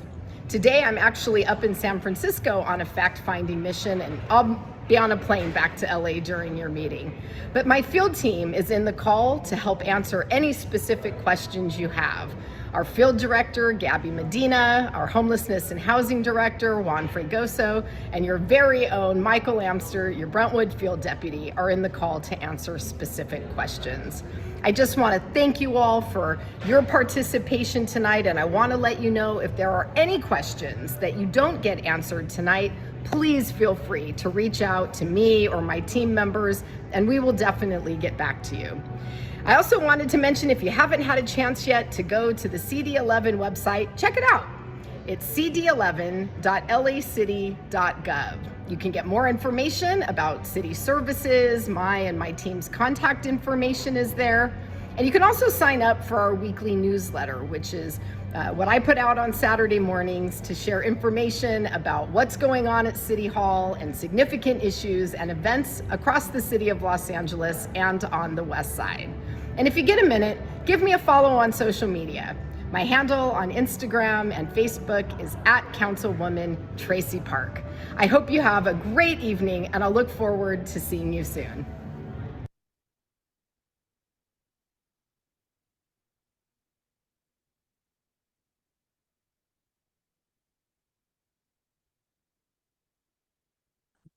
Juan, without further delay, I will let you go ahead and talk about the Councilwoman's efforts on homelessness and other things that your office is working on in that area. Thank you, Lauren, and thank you again, everyone, for hosting. As the Councilwoman said, she has been out in DC and working on a few things to try and get some resources back to the district. My name is Juan Fregoso, and I'm the Homelessness and Housing Director for Councilwoman Park. And I've been with the city of Los Angeles now for 8 years. I was previously in Council Member Mitchell Farrell's office in Council District 13, where I worked as a field deputy there for various communities in that area, representing the council member, as well as on a lot of our homelessness initiatives when the city was starting a lot of the ABH beds and some of the programs that you might see still out there throughout the district and the city. And today I'm here to kind of touch on some of those as they pertain to CD11 and some of those resources that the councilwoman has been fighting to bring to the district since she came into office. As you know, and Lauren, you mentioned homelessness is one of the top priorities for the councilwoman since taking office. And I know some of the questions have been in terms of the legislation and policy, which I'll touch on some of those to answer those questions. But a lot of the things we've been focused on right now as part of my role is essentially assessing all of the district's resources when it comes to addressing homelessness and encampments, as well as working with our service providers to figure out what are the needs in the district and how can we get people off of our streets and into some interim housing or permanent housing, as well as some of the services that go beyond some of that. And you heard from a lot of our great electeds that the councilwoman is partnering with. One of those is Supervisor Horvath and her team. They've been very crucial in working with us on a lot of the homelessness issues when it comes to mental health and some of those services that are needed. So we have started a pilot out on our beach on Oceanfront Walk with the county that is specifically looking to address some of the needs with some of our highest acuity needs in terms of mental health and some of those substance abuse issues. And that partnership has been growing since the start. We definitely have been working with the mayor's team as well with some of our inside safes. As Jared mentioned earlier, there have been a lot of successful operations throughout the city. We were one of the first ones in the district. So far, we've had 3 and are currently working on our 4th one in collaboration with another jurisdiction as well as another council office. And we've successfully been able to get over 161 individuals indoors to those through Inside Safe, as well as additional interventions that we've had, which currently today are just over 200 individuals that we've gotten off of our streets in the last now 10 months since the councilwoman came into office. So one of the biggest Inside Safe operations was in Venice around our ABH. Which successfully housed over 100 individuals. So we continue to work on that, as well as fighting for more resources. We do know that the West Side has a need when it comes to housing, as well as some of the services that are in the district. The councilwoman was very successful in getting an additional Care Plus team so that we can have a dedicated team to our coastal zone. One of the biggest impacts that the district has beyond just the general homelessness issues is that our beaches and the neighborhoods around our beaches are severely impacted just simply by just the culture of people coming out to the West Side, being out on the beach. So the councilwoman was very successful in advocating for some additional funds in this budget, which we were the only council office to successfully get some of those resources, which, as I mentioned, has been very important to the councilwoman. So with that, I do want to kick it back, Lauren, for some of the questions that came up. That way I don't want to answer the questions as part of some of the other things we've done, just because I know some of the ones that are coming up. The question that came in before the call from a few people was what's going on with prohibiting vans from parking on the street. We know that there was some legislation that sunsetted, and we want to know if the councilwoman is working on getting new legislation in place, or what's going on with that. So yeah, and I think in terms of vans, I'm assuming you're also generally speaking, those are vehicle dwelling, just individuals that live out of their vehicles, whether it is a van, their car, or in RVs, RVs, as you know. So there are various things that the councilwoman has introduced in terms of that. One of the first things she introduced was the motion on van lords, which The motion requests that the city attorney draft an ordinance prohibiting the sale and leasing of recreational vehicles that are within the public right of way. So that was introduced, and currently the city attorney is working on drafting that ordinance so that it can come back and council start, trying to put that actually into place. One of the other things that has been going on as well is an RV pilot program that we've been working on, which the motion sets aside about $500,000 to create a RV rehousing program in the district. The motion is currently pending in budget, finance and innovation committee. We've also done some RV citywide restrictions that we're working through right now in terms of the motion instructs city departments to create a citywide program that restricts oversized vehicle dwelling around sensitive use sites. I know that a lot of individuals, for us, that'll come up sometimes in terms of council's already passed the motion that says you can't camp around schools or parks and things like that, which is true. And in the district, we've introduced some of those, which is 4118, but that is only within the right of way. The biggest misconception right now has just been that that would also include vehicle dwellings, RVs or cars, as I mentioned. That does not include vehicle dwellings since they're technically on the street. So the councilwoman introduced the motion that would again, restrict some of those especially the oversized vehicle dwellings around those same sensitive use sites, our schools, our public libraries, parks and things like that. And right now that is technically pending in the Homelessness and Housing Committee, as well as the Transportation Committee. The councilwoman was very active in terms of introducing a motion in regards to the care courts. The motion requests that the CAO investigate and report the city's long-term role in care courts, a new county program that essentially and the care courts is a new county program that mandates our court-ordered treatment for individuals with psychiatric disorders and in limited circumstances. As of right now, the CAO is finalizing the report that will be available before the care courts launch here in the city of Los Angeles. Around December 1st is the timeline that's been shared with us. There's a few other little things that we've done. One of the things that has been very important to the councilwoman that we've heard from constituents is kind of the accountability of both the tax dollars and the as well as our service providers in terms of all this money that goes into LASA, who oversees our services budget on that front. She recently introduced a motion that instructs the city department to negotiate amendments to our joint powers agreement with LASA to ensure that we get greater accountability and transparency on that budget. There are a lot of questions that I know constituents have, as well as the councilwoman, in terms of, where does all this money go and what do we get in return for the services for our unhoused individuals within our streets. So that motion hopes to try and bring a little bit more clarity to that. So those are just some of the top line items in terms of that, in terms of legislation. And then for us, as I mentioned, we're currently working closely with the mayor's team right now to put together a bigger program to address a lot of those vehicle dwellings. There are many issues that do come into play when an individual is living out of their vehicle.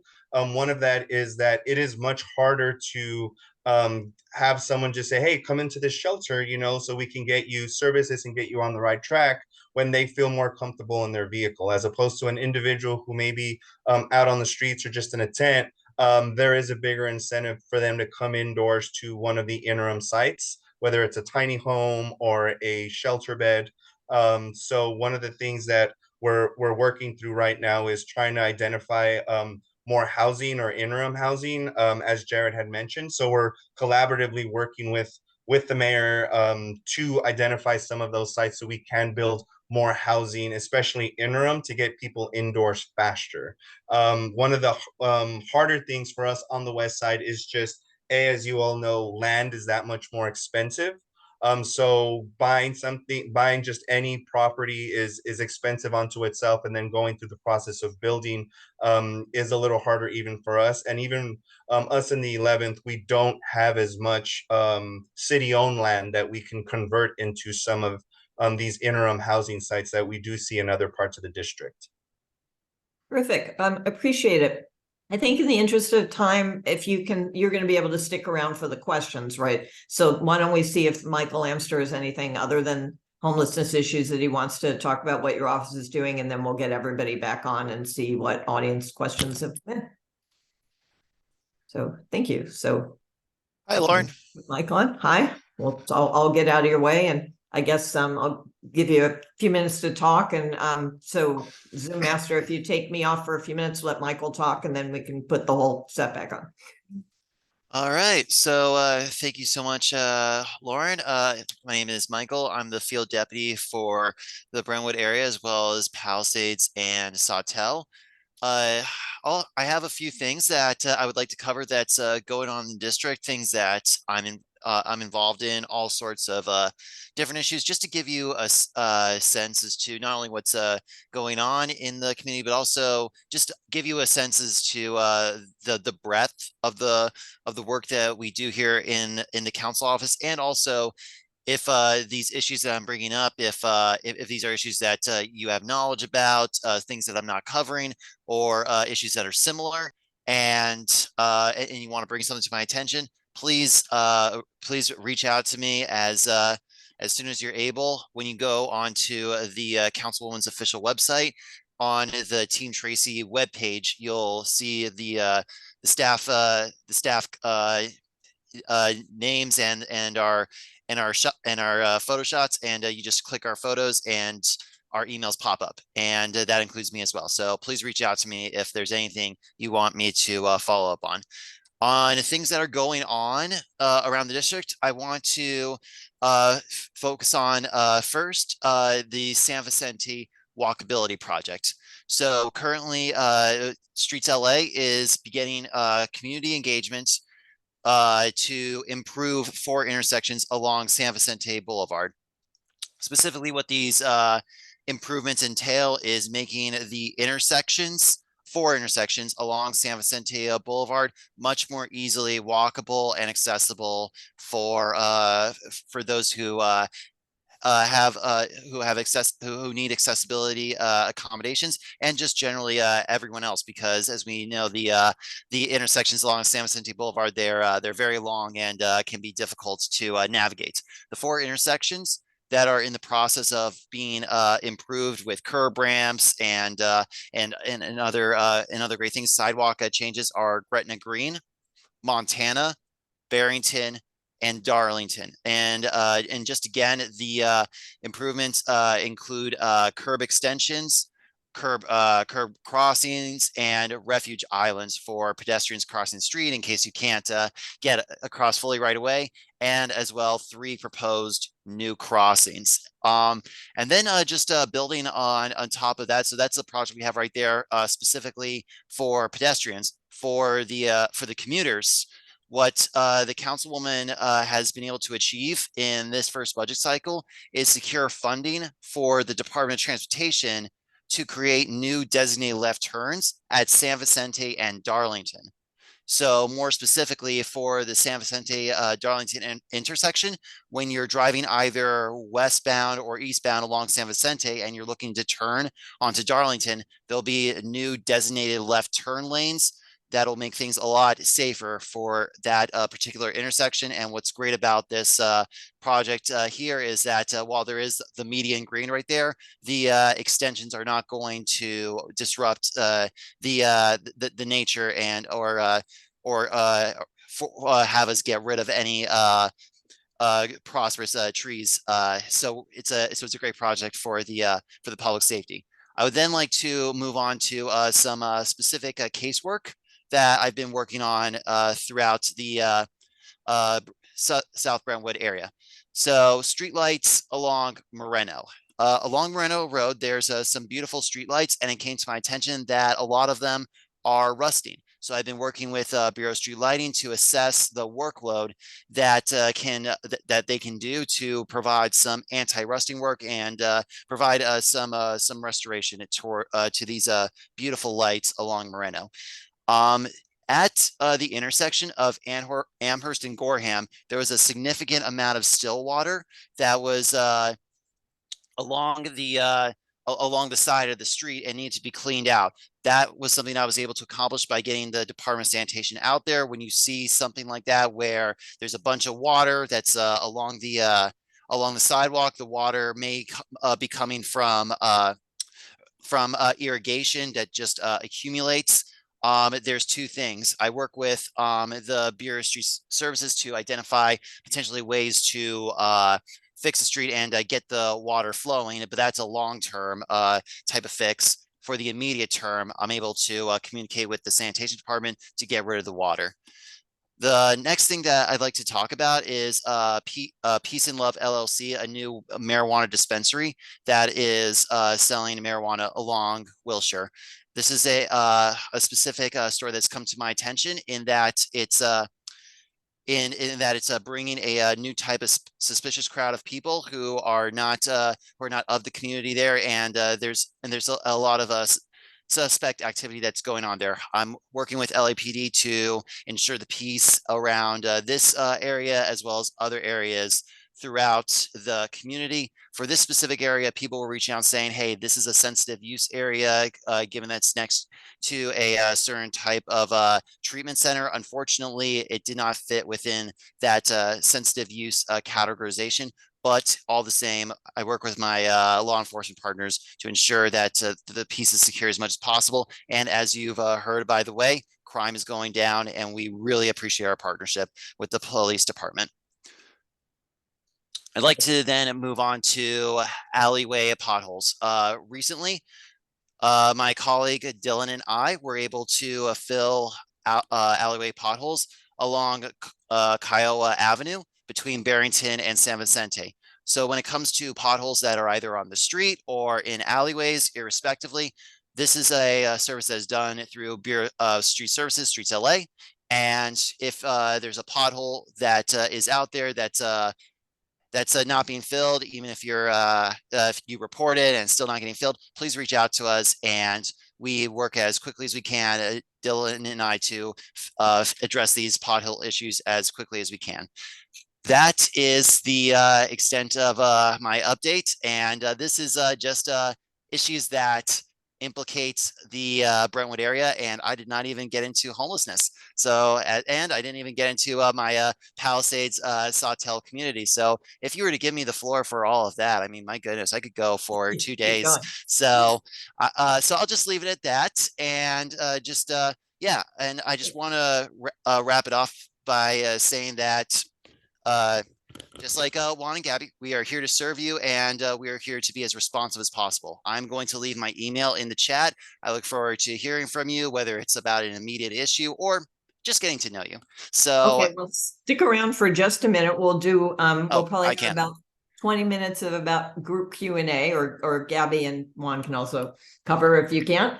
Just wanted to make a quick announcements for everybody. So maybe Mr. Zoom Master, you can start putting up. So the people, well, let's start over. The people who are still here for the chat, and we'll go for about 20 minutes because we know it's getting late. But we've got 3 people here from CD11, Michael Amster, Juan Fregroso, and Gabriela Medina.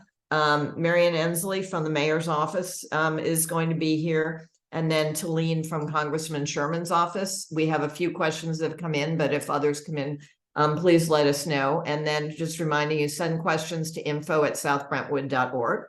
Also, we'd love to have you as paid members. As we mentioned, we cost some money to run this meeting and to get the website and emails updated all year, but you can win gift cards to Vicente Foods, Cafe Lux, in even Coral Tree Cafe, and a $50 one to Voltaire, in which is more than your $40 membership fee. So we'd love for you to go over to the website and take care of that. And then finally, volunteers. We are happy to work with anybody in the community for any time that you have on any project you're excited about.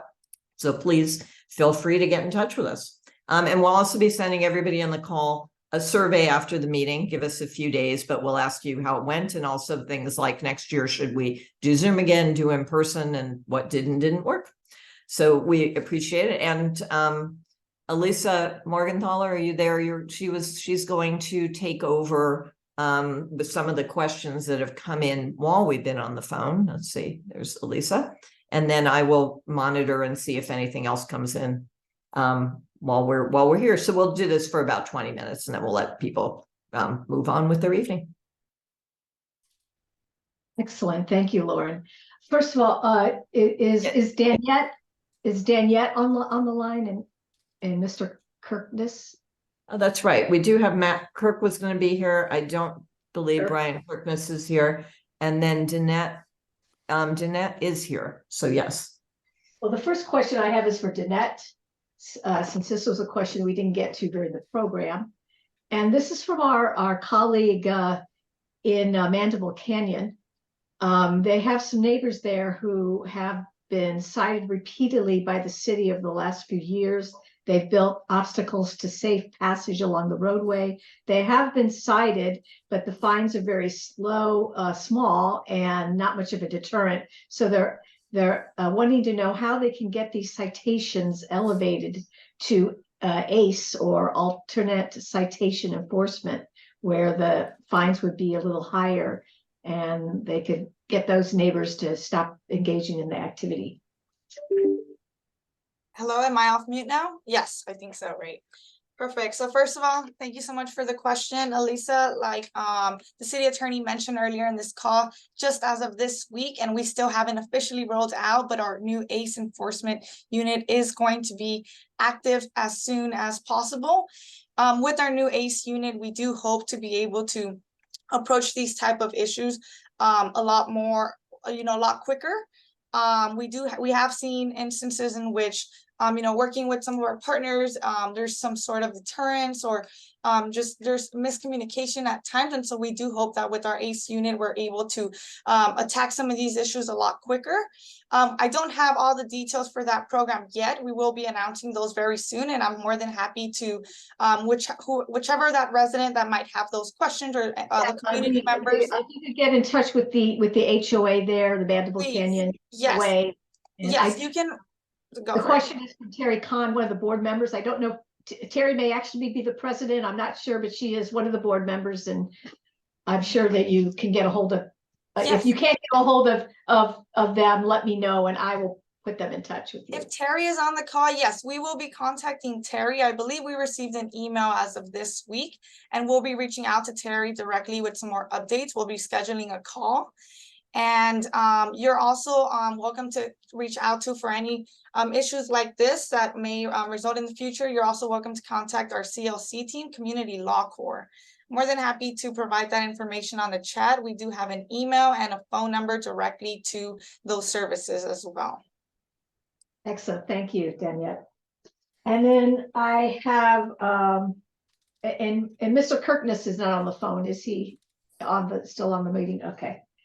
I have some questions related to tenant rights, and I guess Marion Ainsley may be able to answer. Is she there? I don't see her. Well, I know I'm not seeing her on the list, so maybe she had to. We'll get all the questions over. Right. We have some questions. Can you hear me all? I'm here. Yes, I am see you. Oh, we can't see you, but we can hear you. Sorry, you're a black box. Some of our renters are, of course, remarking that, of course, there have been rent increases since the COVID moratoriums ended, and renters are having difficulty affording the rent increases. And it's my understanding that the mayor's office has some rent relief programs, and I think that renters would like to hear about those or how they can find out about those programs. Yes, one of the things, good evening, first of all, and I apologize that you are not seeing my screen. I do have my camera on. If you go to the mayor's website at mayor.lacity.gov, you can click on Mayor's Help Desk, and there's a place for you to inquire about information on renters assistance. We did have a renters program that ended on October, I believe it was October 2nd, but there is still an opportunity for assistance. And I also want to give my email where you can reach out directly to me as well to be able to provide additional information on that. Great, thank you.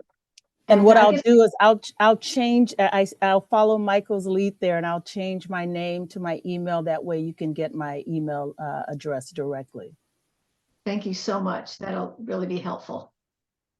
And then I have the same question, I guess, either for Juan or Michael Amster. If you are aware of can speak to the programs that are offered through the LA Housing Department, or is that another question for Marion? Yeah, it is, but our office is always here if any tenant or even if anyone has any questions, we can definitely work close with them to make sure their constituents are hearing their casework heard. But yeah, some of these are usually case specific when it comes to that. So usually we do ask constituents that if they reach out to us to give us the basics, and then we can connect them directly with the housing department and their team on that front. I believe, Juan, that your office may have been involved. We also received a question, and of course, you're aware that we have the landmark, the apartments at Barrington Plaza are in South Brentwood, and the residents are being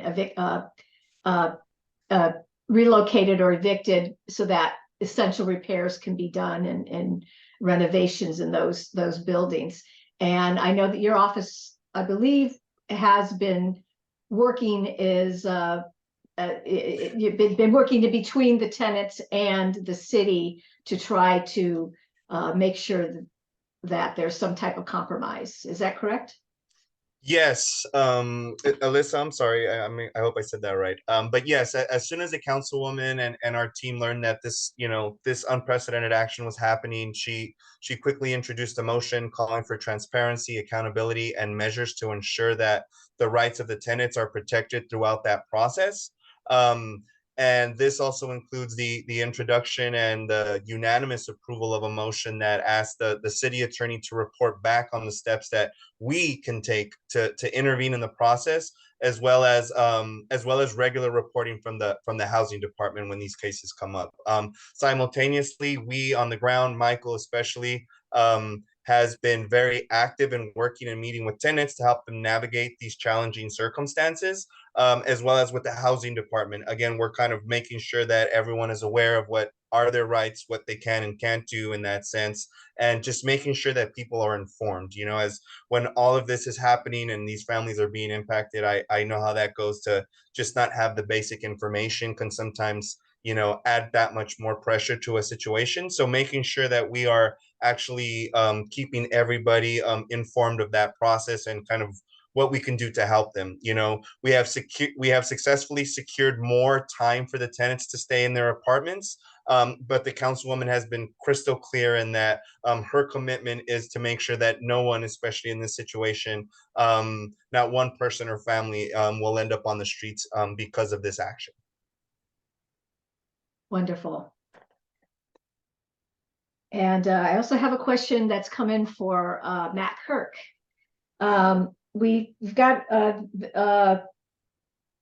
we're happy to hear that crime is down, particularly in South Brentwood, but there are still some concerns, as you mentioned earlier in your presentation. There have been some incidences that have occurred in South Brentwood, and there has actually been a neighbor group formed in the Gretna Green area between Dorothy and Mayfield because of a string of burglaries over the last summer months. And they're wondering if there's any way to track the attempts and successes in South Brentwood, particularly in terms of attempting to thwart these burglaries.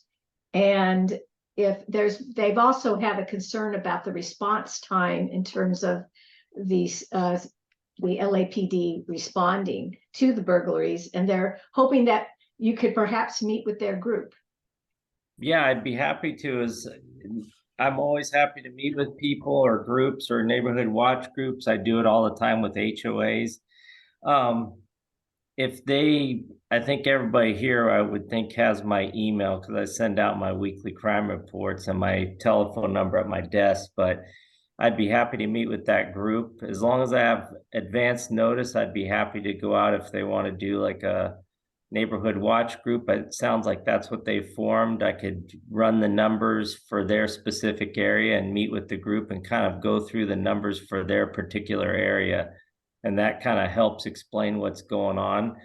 As far as response times, you know, I can, when a radio call comes out, it just depends how many officers, or if they have an arrest, if they're the basic car, because we do have a Brentwood car. Sometimes that car goes out of the area to make an arrest somewhere else, or they're answering radio calls, whether it might be in the Palisades or it could be the Pico Robertson area. So there's a lot of variables that depend on the response time to every radio call. Sometimes they could be right around the corner. Other times they could be, you know, at the far end of the division, and they're the only responding car that's going to get there. So the time varies. We try and get it obviously down as low as we can, but it just varies. If it's a Friday or Saturday night, then it's gonna be probably a longer response time, because a lot of times they're tied up with a radio call. But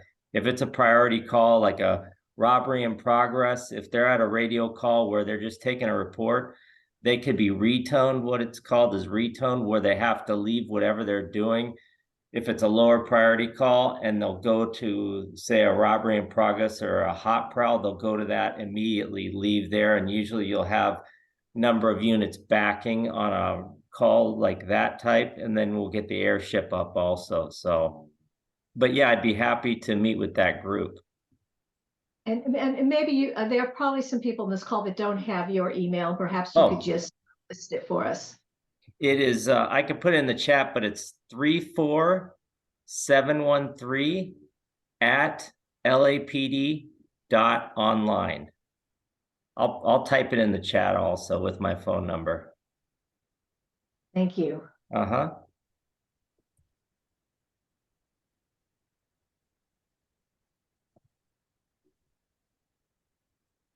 And we've also received an inquiry about whether the LAPD has looked into whether permit parking whether you feel permit parking may have an impact on crime in terms of assistance.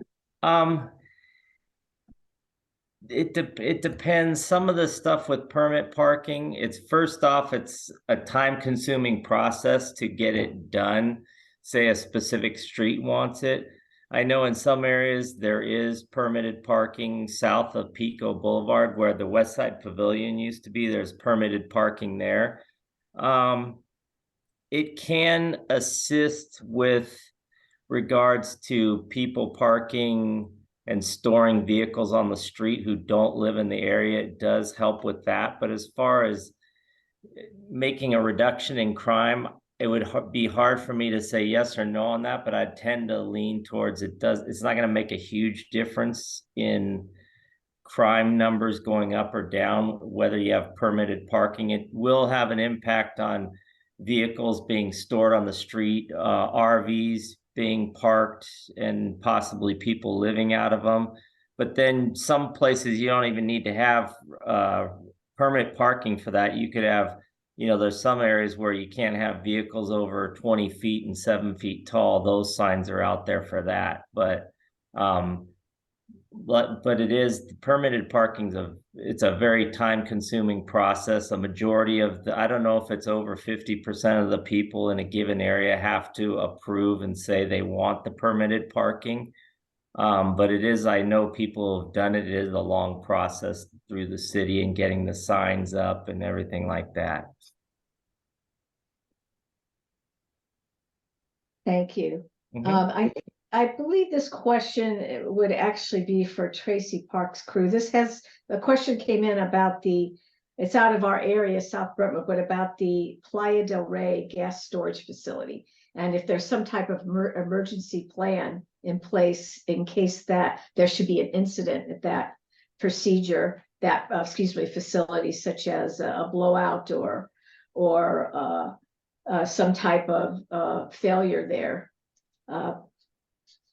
And I don't know probably not want. Michael, do you know anything about this? I know this No, is out of. Alyssa, this would be more of our, I don't know if Gabby's still on, if she has any details, but that one's a very, very specific question that I'll, if you can email me and send it to me, I can have our team look into it and definitely get back to you on that front. We went through a lot of things that could come up, and that was one that was very specific. So let us get back to you on that. I know it's out of left field because it's out of our area, but I will just, I will Yeah. add that one thing our office is doing, we take emergency preparedness and evacuation very seriously. We have an ongoing working group where we've brought together Hillside residents and department leaders to discuss what's been done to prepare for emergencies and where we're going, and everything that is at our disposal to make people as safe as possible. That's fires and earthquakes. As for the hydrogen plant in Playa del Rey, this is something that I will just need to learn more about alongside my colleagues. So that is a specific one we'll have to get back to you on. Great. you. I think that covers the questions that have come in, and I know it's getting late. So we want to thank everybody for coming. Definitely thank all of you guys for staying on and all the speakers. And we will also send out thank yous afterwards, but we appreciate it, and on to next year. But we'll get everybody all the information from this call. And we'll also be posting a video of this on the website if anybody knows people who would like to watch it later.